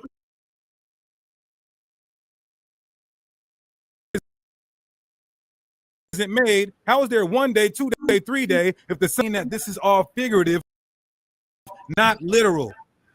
This argument would make minimal sense if creation was 7 days, but it was 7,000, and I believe his brother said it was. Oh, it was 7,000 years of creation. If not, these brothers are going to have to explain to us, 2nd Ezra 14 and 11, why Ezra says it was 9,500 years before creation was 9,500 years before his time. That would literally place the flood of Noah at 8,000 BC, and this is why. What you said, I don't know what this Negro is talking about. I know what he's talking about. But he just talking now. Now you just saying anything to confuse somebody. Have an irrelevant conversation about what? It's the sorcery, y'all. It's the presenting of hypothetical questions and also rhetorical questions to say, if you can't answer this, you're wrong. So now let me just move on to this next point. It's ridiculous, huh? It's something that, in my opinion, it's something that I've seen women do when they start. I'm not calling men feminine. I'm not saying that, but I've seen women do this to where they be like, it's like one of those. Well, make it make sense then. Well, we're already talking about it. We're being logical. It's making sense. Well, make it make sense. You know what I'm saying? Type tactics. So yeah, man, the rhetoric is real. I want to get the bow, man. I want to get the bow. We got to hear them out. Let's let these guys get up out of it because we already know they're lying.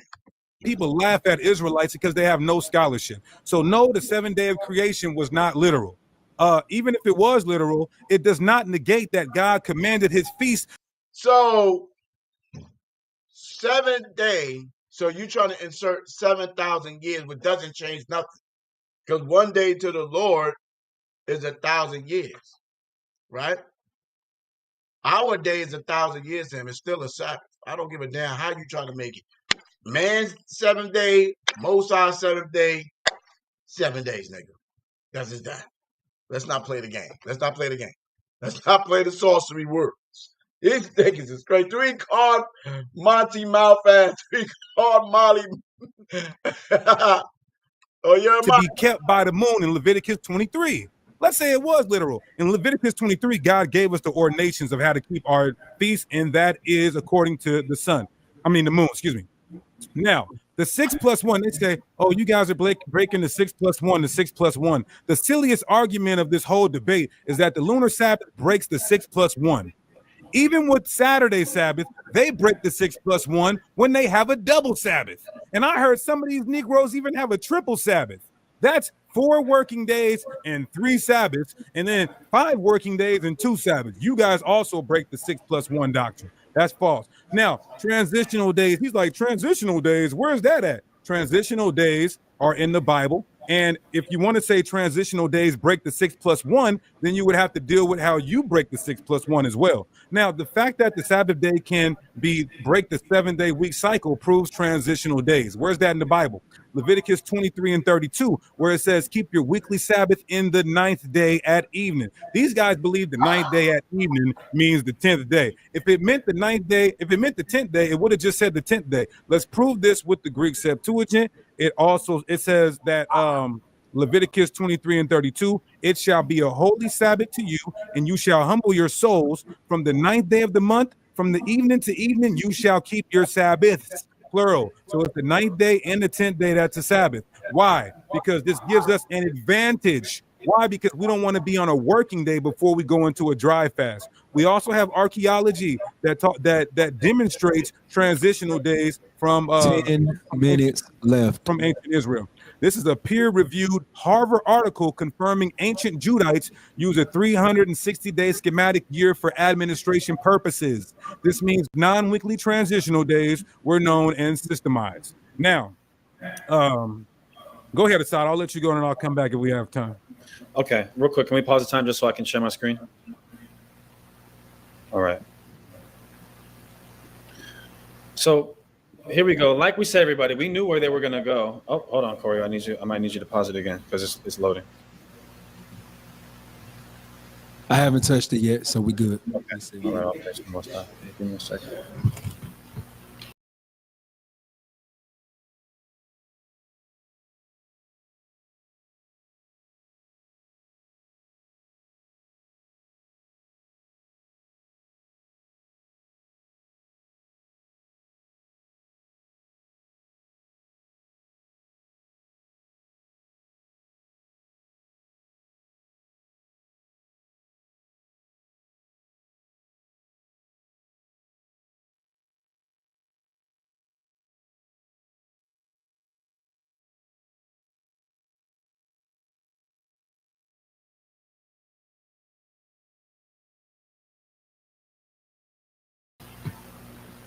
Okay, so you can start it now. So they raised the point. Notice we're actually responding to their points. But what about us building the booth on the 15th, which would be the Sabbath? Oh, my bad, y'all. I was up there talking. I was muted. Let me stop muting myself. Jeremiah, mic check. Isaiah, mic check, mic check, mic check. Mic check, mic check, mic check. Jeremiah, mic check. Mic check. Quick mic check. Mic check. Turn your mics up. You can be heard, Salak Leah. You can be heard. All right. That brother said, reaching for draws, I see. We do got the video call. Yeah, my bad. I was talking. I was muted. So I didn't know. I didn't realize I was in the mute worlds. You know what I'm saying? So my apologies. Okay. My apologies. I don't know why my screen is acting up. They won't let me get my background back. But it's all right. All right. So let's finish watching this so they can get up out of here so we can hear about. According to the lunar Sabbath. Here's the problem when they're going to Numbers chapter 10 and trying to say, well, look, we're doing work on the Sabbath day. That's breaking the Sabbath. Exodus 20 and 16. Let's all read this very slowly. 6 days shalt thou labor and do all thy work. If God commands us to do something, we're not doing our work. We're doing his work. We're doing his service. Us working for God is not our work. Just like the priests who profane the Sabbath and are blameless, according to Matthew chapter 12, verse 5, right? So just wanted to go there momentarily. Now, concerning, I believe Ratazan said, you're trying to say that the Bible separates the day of the first day of the Feast of Unleavened Bread and the Passover. Well, it does. Let's just read it. Leviticus 23 and 4. These are the feasts of the Lord, even call it holy convocations. Verse 5. In the 14th day of the first month at even is the Lord's Passover. And on the 15th day of the same month is the Feast of Unleavened Bread. In Exodus 12, when we first kept the Feast of Unleavened Bread, we did keep it simultaneously with the Passover. That's because we're eating in haste. But when you see it actually being commemorated after Exodus 12, they're 2 different days. Let's get another witness. Numbers chapter 28 and verse 16. And in the 14th day of the first month, notice it doesn't say at even because they try to play a game with that because they don't know how to count. It says in the 14th day of the first month is the Passover of the Lord, period. 14 days the Passover. And verse 17, in the 15th day of this month is the feast. It says, and in the 15th day of this month is the feast. 7 days shall unleavened bread be eaten. So the Passover is on the 14th, Feast of Unleavened Bread is on the 15th. Really simple for all of those who know how to count. Let me go back to the presentation. Now let me go to, because I believe the brother wanted us to go into Christ's timeline. So I'll do that momentarily. Christ's death timeline actually, everybody, doesn't help them at all. It proves the lunar Sabbath. In John 13 and 1, it says, before the Passover celebration, Jesus knew that his hour had come to leave this world. You're not presenting. Oh, God. Incredible. My bad. Corey, can you pause real quick? My bad, y'all. Okay. All right, we're good now. So here we go. John 13 and 1, here comes the Passover. Then in verse 2, it says, it was time for supper. So the Last Supper and Passover are synonymous. We agree. Why does this matter? Look at this. In verse 29, after Christ had told Judas, leave and go do what you must, because he knew he was going to betray him. Look at this, everybody. This is bad.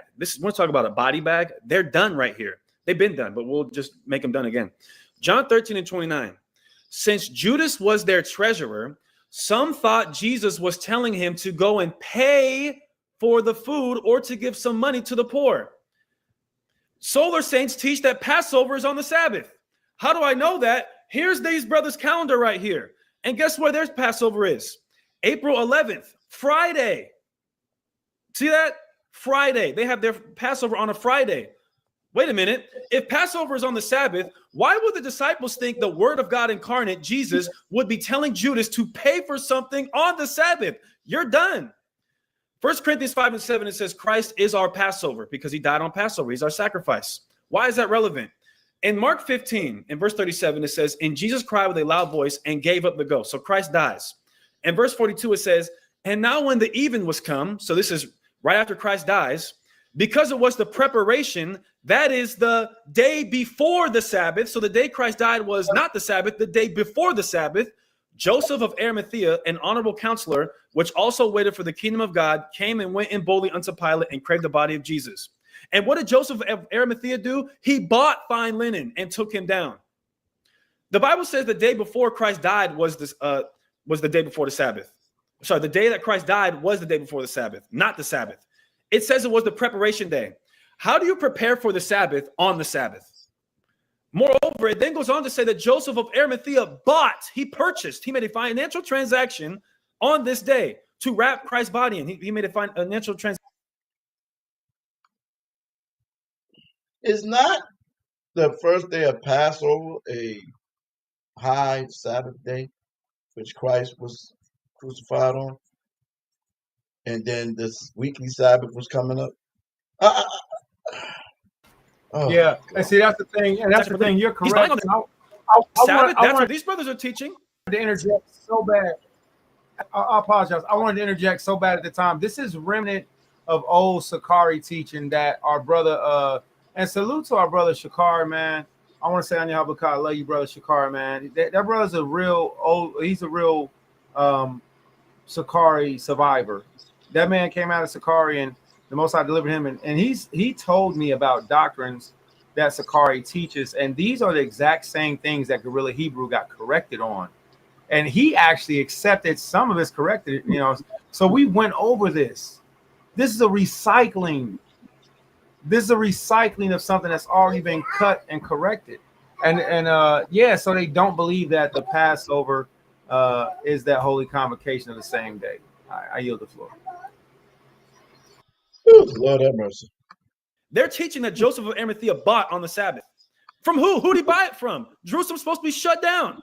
Is he going to buy on the Sabbath in front of the same Jews who just killed Christ under the false pretense of him breaking the Sabbath as well as other things? You're done. Just more evidence to prove that the Passover is on the 14th. I had don't you know there's a such thing? If you didn't know, maybe I can help you. A double Shabbat. Why is he trying to act like that's an impossibility of of having a double Sabbath? Because you can have double Sabbaths. So yeah, I'm just gonna let it go because I want to get through this. I'm gonna get. 2 Chronicles 35:1. Moreover, Josiah kept a Passover unto the Lord in Jerusalem, and they killed the Passover on the 14th day of the first month. Ezra 6:19. And the children of the captivity kept the Passover on the 14th day of the first month. Very simple. Now, more importantly, if Christ died on Passover, which we just proved is the 14th day of the month, he asked us to respond to this. So he's basically asking us, we got to get these brothers some counseling. They want to die in front of 1,000 live viewers. 5 minutes left. Okay. I thought you were about to say time. All right. So if Christ died on Passover, which we just proved is the 14th day of the month, and the Bible says that's the day before the Sabbath, that would make the 15th the Sabbath, which would make the 22nd the Sabbath, the 8th the Sabbath, and the 1st the Sabbath. It's over. Ball game. Deacon, you want to go into anything else? Go ahead. Let's go into the Bible. Let's go into some more Bible. We'll go into even more. Let's go even more. Let's see. Let's go. Hey, are you moved about any of this? This is fucking sad. It's crazy. Get something right quick. I'm gonna let it play, but I'm gonna come back to this bogus madness because I want to hear what you call rebuttal that. To Genesis 1:14. I want to revisit this.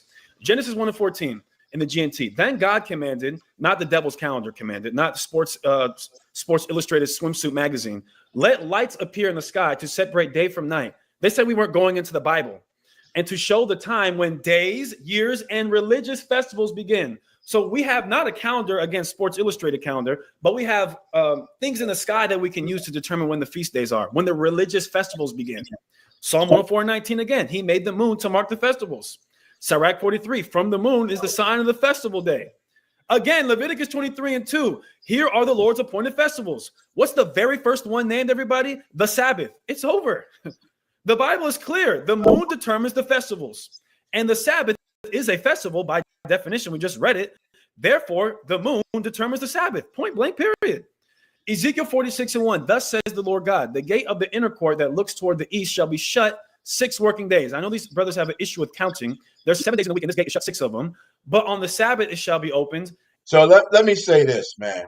I can't let it go. First of all, in that verse in Leviticus, right? If we go read that, because I had this conversation the other day with these guys at Rand. Okay. Let me go to Leviticus right quick. And there's such things of double Shabbat. I don't know how you come to understand like there can't be a double Shabbat. First of all, let me just pull this information up. Even with they so-called damn lunar Shabbat, there can still be a double Shabbat, right? So if it can fall on the lunar, it can fall. Definitely can fall. It's definitely going to fall more on a weekly 7-day. 1, 2, 3, 4, 5, 6, 7. You're gonna get way more double Shabbats. You feel me? Okay. Where's my thing at right quick? Let me go to where's the scripture at? Let me stop this. So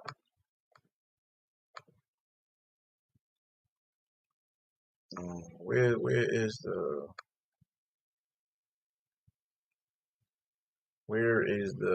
I'll just use this one right here.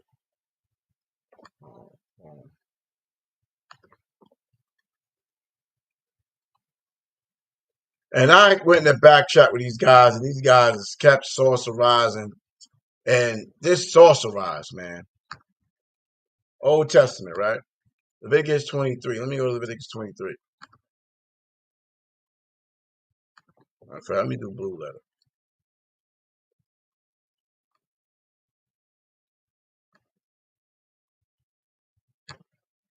Hello, anybody out there can hear me? Hear me. I was fading to the back. Leviticus 23 and 1, right? Con, you can be heard, Doc. Yeah, you can be heard perfectly. Just keep it up. Yahweh spoke unto Moses, saying, Speak unto the children of Israel, and say unto them concerning the feast of Yahweh, which ye shall proclaim to be holy convocation, even these are my feasts, right? And something is very matter of fact, I want to go here real quick. Let me just jump back here. Exodus 5.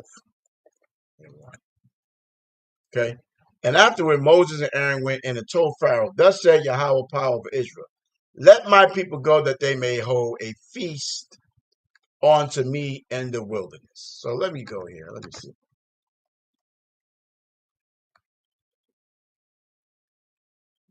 Because I was supposed to do a whole little breakdown on it, but let me see.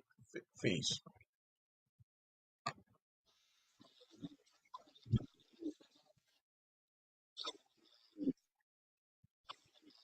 Feast is Haggai.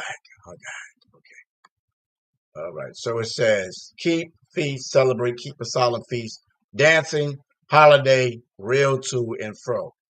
I don't see Shabbat there. I don't see that at all. So hold a feast, hold a festival, make pilgrimage, keep a pilgrim feast, right? Pilgrim feast. What feast days is a pilgrim feast? Is it a Shabbat? Is it the weekly Shabbat that we make pilgrim feast?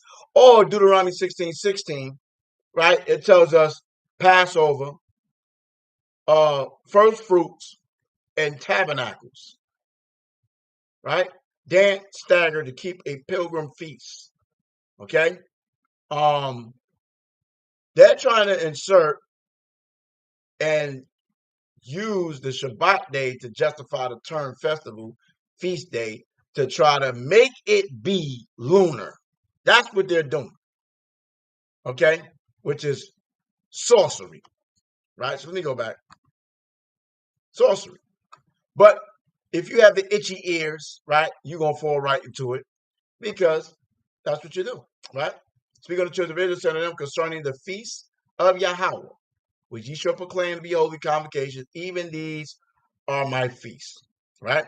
So it's given an introductory about the Most High feast day. Let's go here. Let's see if these feasts line up. This one says,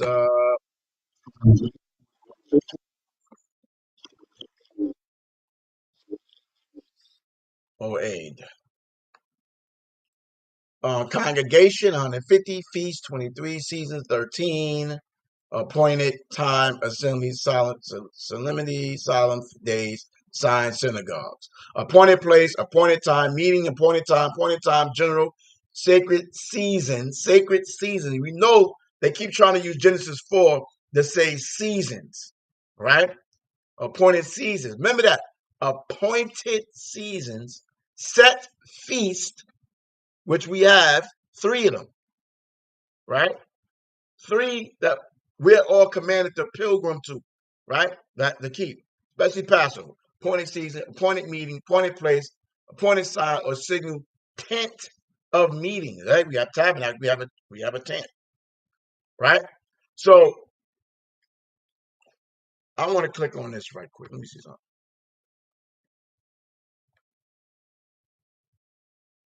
I'm not going to stay too long because I'm just going to break this. I'm just going to put it in a format where it'd be like boom, boom, boom. But they're trying to add this to the reoccurring festival days, feasts, and gathering assemblies that Israel have throughout the year. And they trying to superimpose the weekly Shabbat as a feast day, right? A separate feast day, a festival day, as we have a new moon, right? You see what I'm saying? But they new moon is contradictory. You know what I'm saying? If you're going to say the Shabbat is a festival day and it going directly by the moon, then is every Shabbat is a new moon? Like I don't. It's just a confused. And it's confusion. That's the thing. It's too many. It's too much rhetoric with not enough answers. And the Most High gave us a simple solution. And even the brothers from Baal brought it out. Every language in the world primarily having Shabbat, Sabbato, Sabbath for Saturday, the 7th day of the week. You know what I'm saying? So, at this point, it's just witchcraft and sorcery and manipulation. Are you? Right. Exodus 13:10. Thou shalt keep therefore this ordinance in his season from year to year. Right? Let the children of Leviticus 23 and 4. Let the children of Israel also keep a Passover at his appointed season. And the 14th day of this month, going into the Passover. Right? Okay, there's 4 seasons. 4 seasons. Right? There is winter, spring, summer, fall. Right? And you'll see, I think I showed Mally one time, we had a discussion where I showed him spring, I think it was spring in the Apocrypha, right? He was blown away. But we was having our little debates.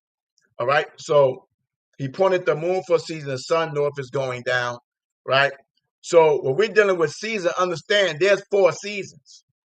They're trying to incorporate the Shabbat to seasons because it says Genesis 1:14 sign is that the moon is for signs and for seasons. Yes, for seasons. We gotta understand what is for seasons and for days according to its cycle.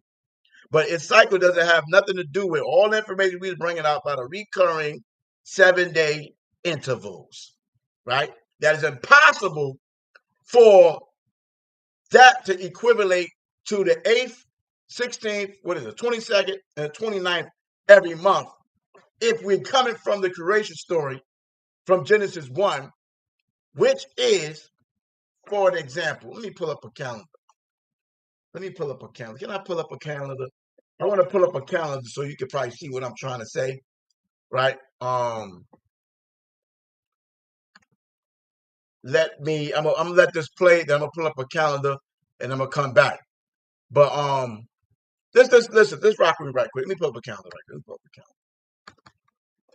calendar. Creation calendar. Let me see if they can give me something. So y'all can see my point. Okay.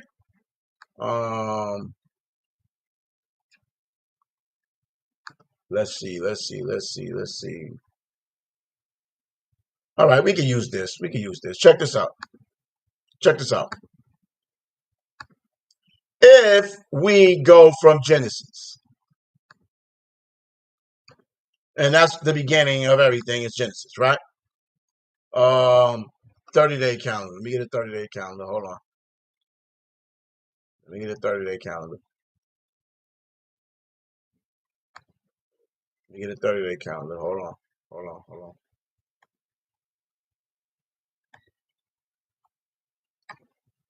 30 days.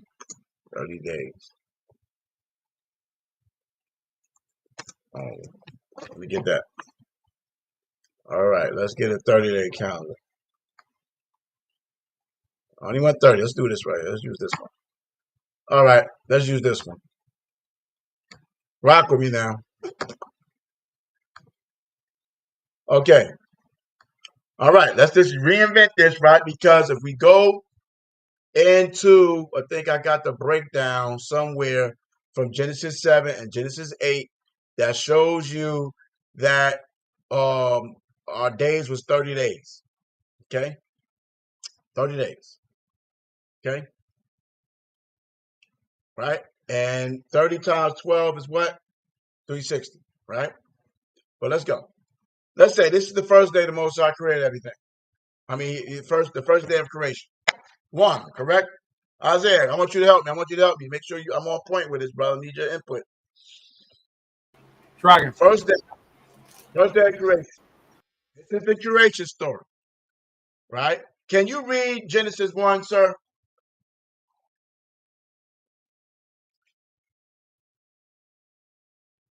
We need to go to Genesis 1 and read it.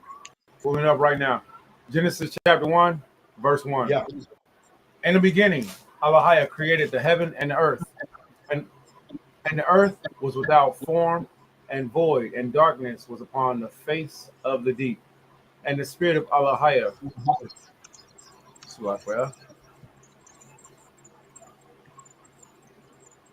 and the spirit of Allah, man, please forgive me, everybody. I have to fix my eyes.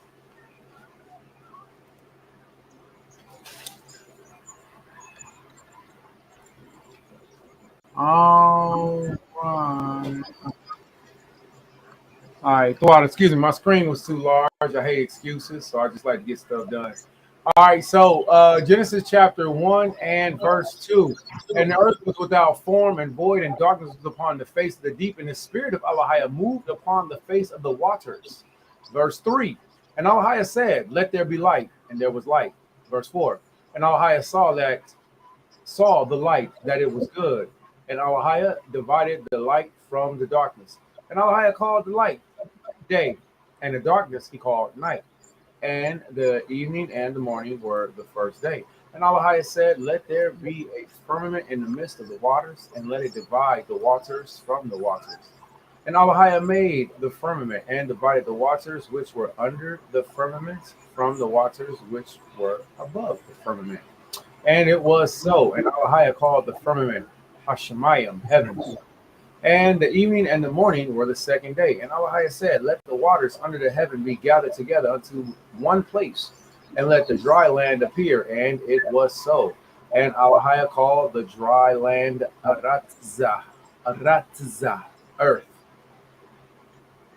And the gathering together of the waters he called the seas. And Allah saw that it was good. And Allah said, let the earth bring forth grass, the herb yielding seed, and the fruit tree yielding fruit after its kind, whose seed is in itself upon the earth.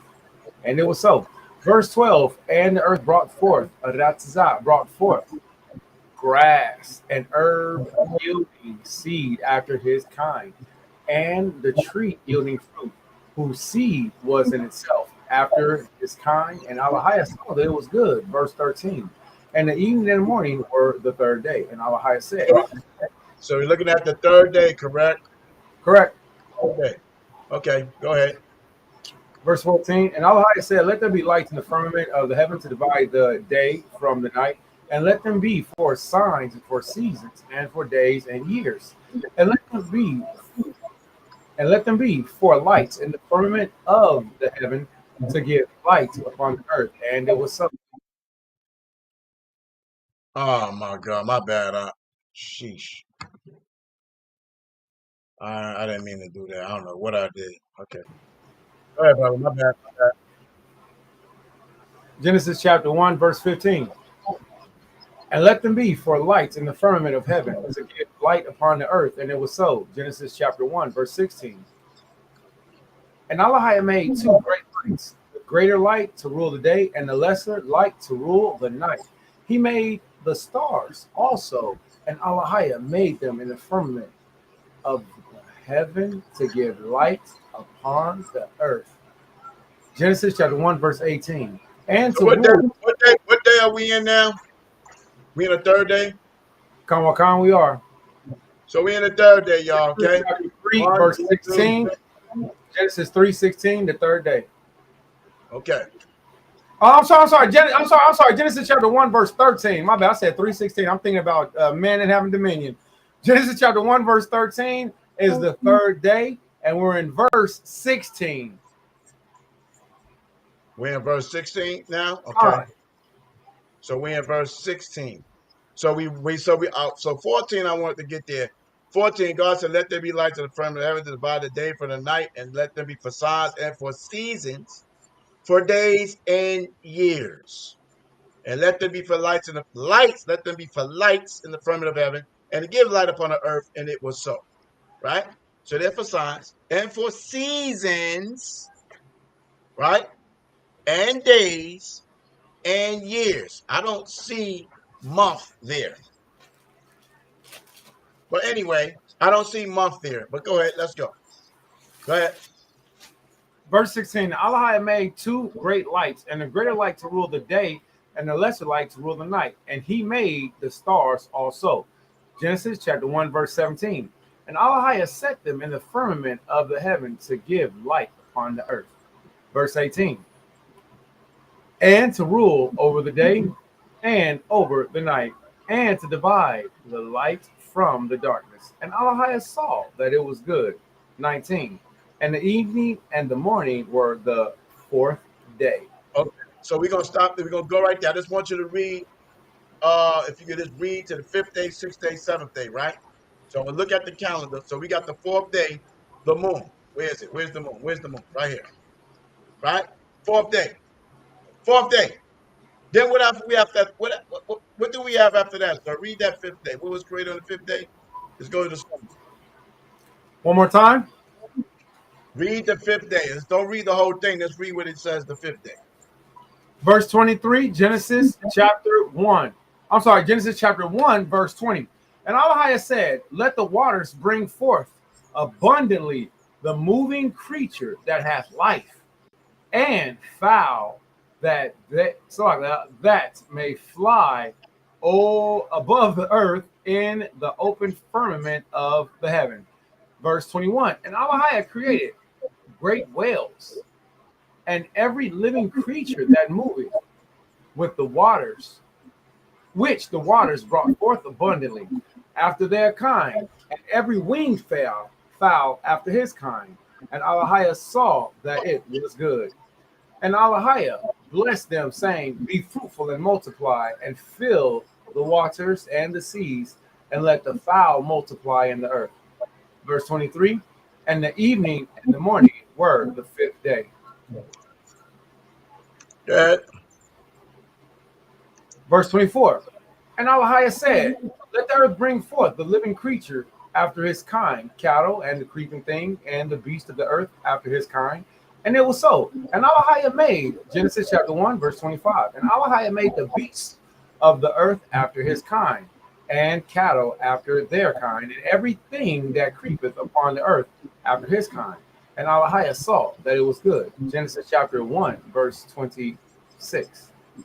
And Allah said, let us make man in our image after our likeness, and let them have dominion over the fish of the sea, over the fowl of the air, over the cattle, over all the earth, and over every creeping thing that creepeth upon the earth. Genesis chapter 1 and verse 27. So Allah created man in his own image. In the image of Allah created he him. Male and female created he them. And Allah blessed them. And Allah said unto them, be fruitful and multiply, and replenish the earth, and subdue it, and have dominion over the fish of the sea, and over the fowl of the air, and over every living thing that moveth upon the earth. Genesis chapter 1, verse 29. And Allah said, Behold, I have given you every herb-bearing seed which is upon the face of the earth, and every tree in thee which is the fruit of the tree yielding seed. To you it shall be for meat, and to every beast of the earth, and to every fowl of the air, and to everything that creepeth upon the earth, wherein there is life. I have given every herb, green herb, for meat, and it was so.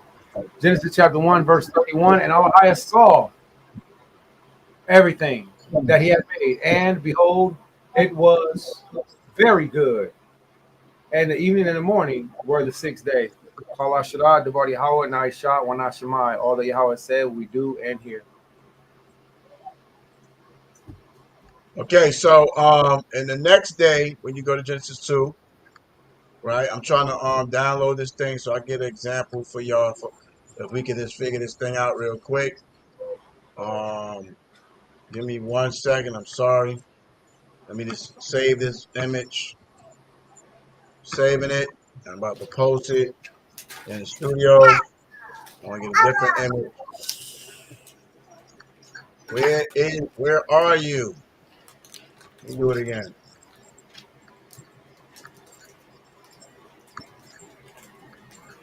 All right, so the next day would be what, sir? The next day would be what? The seventh day, right? Can you read that? Can you read the seventh day? Genesis chapter 2 and verse 1. Thus the heavens and the earth were finished, and all the host of them. Verse 2. And on the Shabbat day, Allah ended his work which he had made, and he rested on the Shabbat day from all his work which he made. And Allah blessed the Shabbat, the seventh day, and sanctified it, because in it he rested from all his work which Allah created and made. That's this deal. I had a calendar up there for 30 days, as you see right here, right? Let's say this is the beginning, right? We on the seventh day. We on the seventh day, and people in the chat, you can if you want to ask questions or whatever, I mean, help out, that's fine. This is the seventh day. This is the curation days right here. 1, 2, 3, 4, 5, 6, 7. This is the beginning of our time. This is the beginning of time, right? So we can use a 30-day calendar. We can do whatever number we want to, right? But let's deal with 30 days. We have 1, 2, 3, 4, 5, 6, 7. Rest. This how it has to be from the beginning. This is the beginning. The next day is what, Isaiah? The next day here is the beginning of the second week of the 8th day. 8th day. That means 1, 2, 3, 4, 5, 6, 7. 7th day. Shabbat. 1, 2, 3, 4, 5, 6, 7. Shabbat. 1, 2, 3, 4, 5, 6, 7. Shabbat. From the beginning. If we just deal with a 30-day calendar from the beginning, not a 31, it's either 30 or 31, right? Right? That's what we use, the 30, 31. Right? It falls on the 28th, not they 8th, not they 16th, not they 20, 22, 21, whatever, 29th. Right? If you go by that, then you still gonna have 2 days that you have to add, right? Which is 1, 2. Which is 1, 2. Right?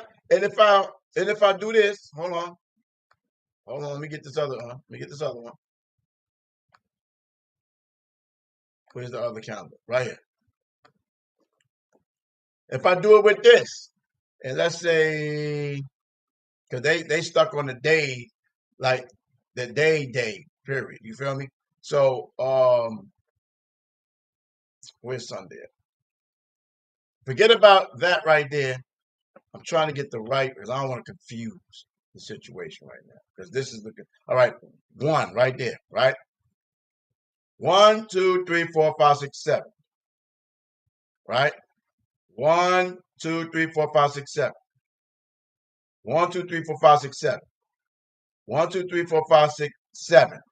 Their calendar starts here, but this, for argument's sake, we're saying Saturday, which is Saturday, right there, right? Right? What they call it Saturday, we call it 7th day, right? So their days will be here on this calendar. We will be here on the first month of creation. But if you go here and say, okay, the first day of the week would be the 29th, then the 30th, this would be, if we're not using the 31 days, just use the 30 days, this would be the first day up. This would be what they call the new moon. So this is 1, 2, 3 days. 3 days until a new moon comes, right? And so they're gonna count. So if you count, this would be the first day of the month, right? It'll be 1, 2, 3, 4. It'll be 1. This will be the first day. 1, 2, 3, 4, 5, 6. How's they getting the Sabbath a Shabbat there? How's they getting the Shabbat there? How can they get a Shabbat there? There's no way. I don't give a damn if it's 6 working days continuously and you rest on the 7th day.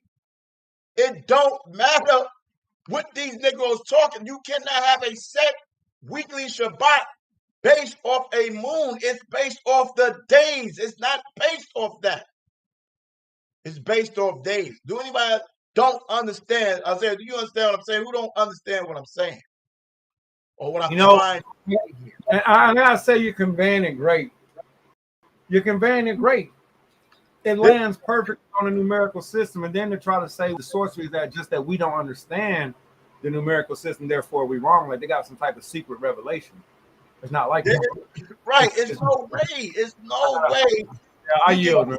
I yield. There's no way you can get that. If you even get a blank joint like this, and it's started from like, for the argument's sake of what we say Saturday, whatever, there's no way they're going to be able to be on the same timeline here based off of recurring 7 days from creation. This is perfect right here to say from creation. This is their 8th day. These are their Shabbats, their new moon and their Shabbat right here. Boom. If you keep counting 6 days to 7 days, it will always change. The weekly Shabbat has nothing to do with the moon. They're trying to make this thing the same thing. Because they put the name to it, right? They put the name to it. One from the beginning. This will be the beginning. Right? 1, 2, 3, 4, 5, 6, 7. So what's the day? Today is what? The 19th?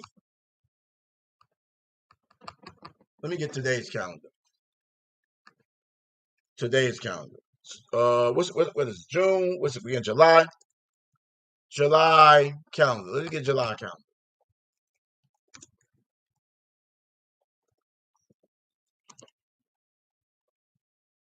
All right, let's get this. Can y'all see it? Can you see that, Isaiah? So we're here on the 19th. Yeah, Con, it can be seen. Let me see. We're on the 19th. Well, I mean, yeah, it's the 30-day calendar, Con. I can see the number 19, but nothing's highlighted. You can't see? All right, let me move this. This is in the way.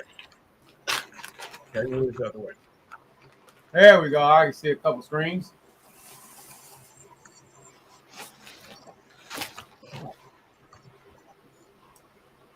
All right, I'm gonna have to save this then and then pull it up. Okay, hold on. Let me pull it up. Boom, July. I want to pull up this calendar. Where's the goddamn calendar? All right, I'll just do it like this.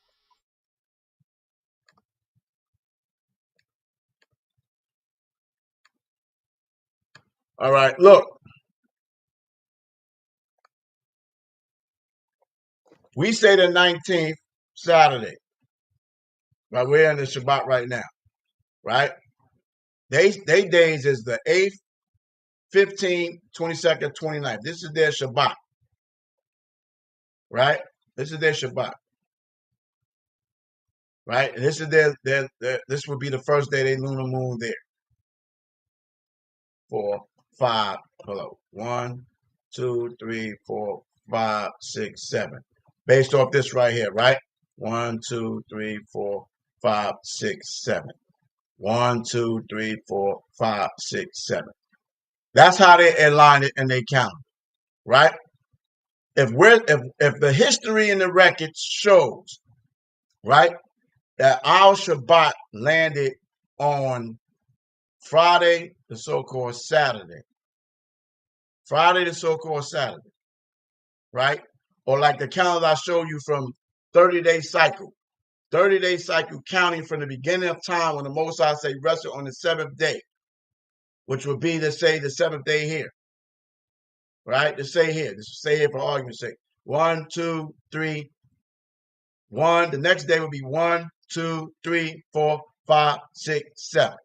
1, 2, 3, 4, 5, 6, 7. 1, 2, 3, 4, 5, 6, 7. 1, 2, 3, 4, 5. Sunday would be 6, and that would be 7 consecutive days. On their lunar moon, it would not go on the same day they talking about on this 1, 8, 15, 20, 29. But I'm just going to do a presentation on it. I'm going to get my PowerPoint and I'm going to do it because I'm goddamn confusing my damn self right now. I'm confusing myself right now. It's a confusion fucking doctrine, bro. It's confusion. Let me go back here. And it's not to cast any shade at anybody that's confused, and I'm sorry to, for anybody who came here to learn without being confused. It's not that these brothers can't count. It's that Maharka will get it one day. Right. You feel me? Type goofy stuff. It's confusing. And then look, I'm gonna tell you something. If you want to really get a good help on this, go to the Encyclopedia Britannica edition, the first, and go to that section on what's called the bisextile. bisextile. Bisextile is the Hebrew terminology of leap year. So we did do leap year, and the Julian calendar, or the whatever calendar people like to make, Gregorian calendar people like to make fun of. The Gregorian calendar is mentioned during the time frame of us in the Britannica, and the Hebrews time frame is mentioned. So people try to mix that up with the Book of Daniel, saying that that's what came in and messed up things so bad. It was such a minuscule change that it didn't affect anything. It didn't affect the day's change. I love you all. I have to go now. I have these two little girls to attend to, and they're high energy. And I've had a great time on this, but I think that's enough for me. I'm looking forward to doing part 3 if we have it. But oh, that's my sign. I gotta go, man. Shabbat shalom. All right, here I come, y'all. Oh man, what y'all? Oh man, Shabbat shalom, man. Was it 3:37? God dang, 3 hours and 37 minutes. All right. I'm gonna let this go out, and then in the day of the new moon it shall be opened. Some brothers say it can be opened on the new moon and the Sabbath. Here's the problem. Number point 1, it juxtaposes the new moon from working days in Ezekiel 46. If the gate is closed 6 out of the 7 days and only opened on the new moon and the Sabbath, the new moon must be the Sabbath. Otherwise, it's open more than one day. And again, it juxtaposes it from working days. Show me in Torah where you can't work on the working day. Or sorry, can't work on the new moon. I'll wait. Amos 8:5 saying, this is what our people are saying. When will the new moon be gone that we may sell corn, and the Sabbath that we may set forth wheat? Why are the Israelites asking when the new moon will be gone so that they can buy and sell? If it's not the Sabbath, show me in the Torah where you can't buy and sell on the new moon. I'll wait.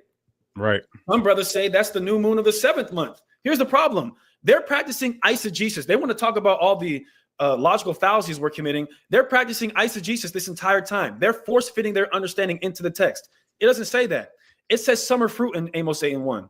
Summer's in the 4th month, not the 7th. You're done. I mean, it's okay. So yeah, let me pause my time. Let me share my screen real quick, and then I'll close this out. Pause his time. Okay. Christian Corey, you there, brother? Okay. All right. Let me just go. I don't care if it's small. I'm just going to go. I'm going to come back here to Salakia. Because he wanted us to dress Feast of Weeks. I can't find it. Okay. Oh wait, my bad. Here, go to slide. Let's see. My bad. Hold on. 97. 97. I was way off. Jesus Christ. Okay. All right. Salakia family. All right. So furthermore, Pentecost is first fruits. No, it's not. All right. How does the lunar Sabbath fit with Pentecost, aka Feast of Weeks? I'm not saying Tobit is a liar at all. We do have proof that the Israelites were grouping up different feast days together. We understand that. So Leviticus 23 and 15 tells you that you count from the morrow of what? After unleavened bread. So these guys are saying in 50 days, you get first fruits. You don't get the first harvest in 50 days from the Sabbath of unleavened bread. This is how we know it is 7 weeks and then 50 days. Also, too, Yahweh Shai tells us this in John 4 and 35. Say not ye, there are yet 4 months. And let me go back real quick. Let me hear this again. All right. Let me just go. I don't care if it's small. I'm just going to go. I'm going to come back here to Salakia. All right. So I'm going to pause the video here with Deacon again, since he's starting off again as he started off last time. We'll come back and I'm going to go over that calendar again. I'm going to go over that calendar again because there was a little confusion, even on my point for a second. But I'm going to be working on that in the background. But thank everybody for watching this peer review. Jeremiah not on, Isaiah not on right now. So I'm not going to be on for Dolo solo action, all right? So all praise to God to the Most High. We'll come back maybe tomorrow and do part 3. Watch the first video, second video for all the historical documentation things that we posted. If anybody need any of the PowerPoints or PDF files, email me at priestmaharko@gmail.com and I'll forward you the information, the books, the resources, and things of that nature that you may need to deal on it on a historical level and stuff like that. And I'm also got a PowerPoint presentation that I'm going to present as well concerning the matter, right? So with that, all praise and glory to Yahweh Bashma Mashak. Yahweh Shah study showed ourselves approved, a workman that need not to be ashamed, right? Don't try to force a narrative, right? If you don't understand, then sit back, chill, relax, come back to the drawing board, or get some help from somebody that you feel that's strong in the scriptures and sincere about deliverance of the word of the Most High. It's a very serious thing when it comes to us teaching the Most High most sacred day. And when is it? Right? I'm not going with the narrative. People say, oh, it doesn't matter long as you keeping it and trying to relate it to brothers keeping the Passover on this day or that day or this week. No, the Most High, most sacred day is the Shabbat. And according to the law, is a death sentence for breaking it. Now, we're under mercy and grace, right? You're not being put to death for the Shabbat, right? That's the mercy of the Messiah. But for somebody to say, oh, we don't know, no one knows, or this day is not the day, we're going to make it about a moon, right? Or we're going to make it every 7th day of the month because it says 7, right? You're throwing your own private interpretations in the scriptures. When we read all these historical evidence concerning when the Shabbat, according to the calendars, according to the days that we know today, without naming it, the 7th day was always what the Gentiles called Saturday, or whatever day that they have it described in their language, right? You see what I'm saying? It's the same thing, right? So watch the first video. You get to see the information concerning the modern Godfather, right, that presented this information as well. We showed you a lot of PowerPoints. There is no historical reference on the lunar moon, right? I showed you the Dead Sea Scrolls. The brother showed you the Dead Sea Scrolls. Philo, Josephus, right? I got Thaddeus Dio. He tried to say he didn't. I'm gonna have all of those different historians compiled in one PDF file slide that I'm gonna send to those that want to have it on a historical level. You feel me? So that's what I'm gonna be working on between today and tomorrow. So all praise and glory to the Most High, by Shema Mashak Yahushua. At the end, you got to work out your own salvation with fear and trembling. All right. Don't let no man deceive you. Right. I don't care if it's me. Right. I don't care if it's me. I did not do a great job on that calendar as I wanted to. Right. But when you look at it from a courageous story, and you say 7, right, and you count and you continue to count, and you say, well, if we're saying in antiquity, Saturday, so-called Saturday, Friday, even Saturday, was the day the Most High rested, it's going to always continue to be on that day. These brothers have Shabbats on a Tuesday or this day or that day, whatever day. But then they say the Most High is not an author of confusion, right? The moon was made on the 4th day. It doesn't have anything to do with the 7th day. Man was created on the 6th day. He just popped up on the scene, and then he had to rest on the Lord's 7th day. He didn't have a full 6 working days. But the Shabbat day and that week, that new week, or the end of that week, started on the 7th day when Adam was made on the 6th day. Right? Well, you want to say 1,000 years. So he reigned for 1,000 years. He lived for 1,000 years. Right? Say that. But then the Most High said rest on the 7,000th year. Right? This is my rest. This is the end of the week, and totality of everything I created until this day. And I'm going to rest on the 7,000th year. Then the next day will be the 8,000th year, or the 8th day. And you just keep counting. 8, 9, 10, 14, 21, 28, boom, 29, 30. 5th day of the next month. Right? 5th day. The 5th day of the next month will be a week. Then you just keep counting from 5 and add 7. That's what? 12. Add 7 more to that. Right? So they want to make it same day consistently, and then they have breaks because they have extra days. They have an extra day. They have to delete the days. That's why they say reset. Where's reset in the Bible? Where's the new moon mentioned anywhere in Exodus 16? Where is a moon attached to Leviticus 23 and 4 or Leviticus 23 and 2? There's no moon mentioned nowhere in the Bible to the Shabbat. They are adding that. They are adding that in the scriptures. So if you're looking from that lens, right, that's exactly what the hell you're going to see. That's what you're going to see. And there's nobody backing it. None of the Hebrew Israelites, records, forefathers, scriptures, nobody. And Deacon was disingenuous and used Philo incorrectly and cut himself with the book of Philo. So right there, just on that alone, and not just on that, plenty of things, crazy things. Your whole premise is out of there. Because he definitely was first century based off you try to pigeonhole first century.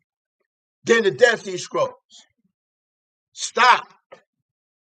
Just stop it. You just want to hold on to the doctrine, right? Because this is sorcery. This is witchcraft.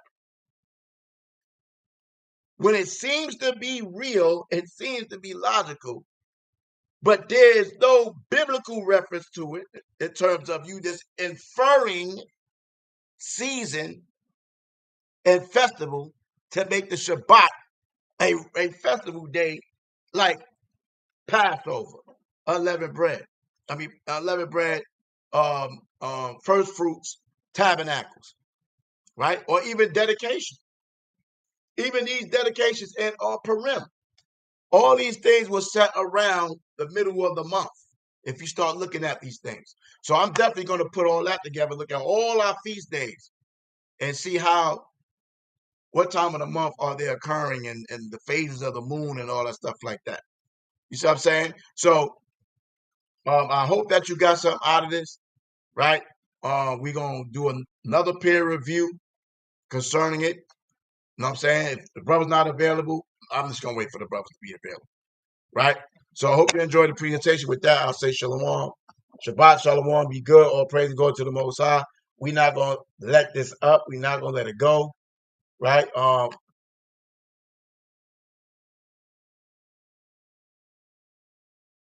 shut up. Con all day. So y'all be good.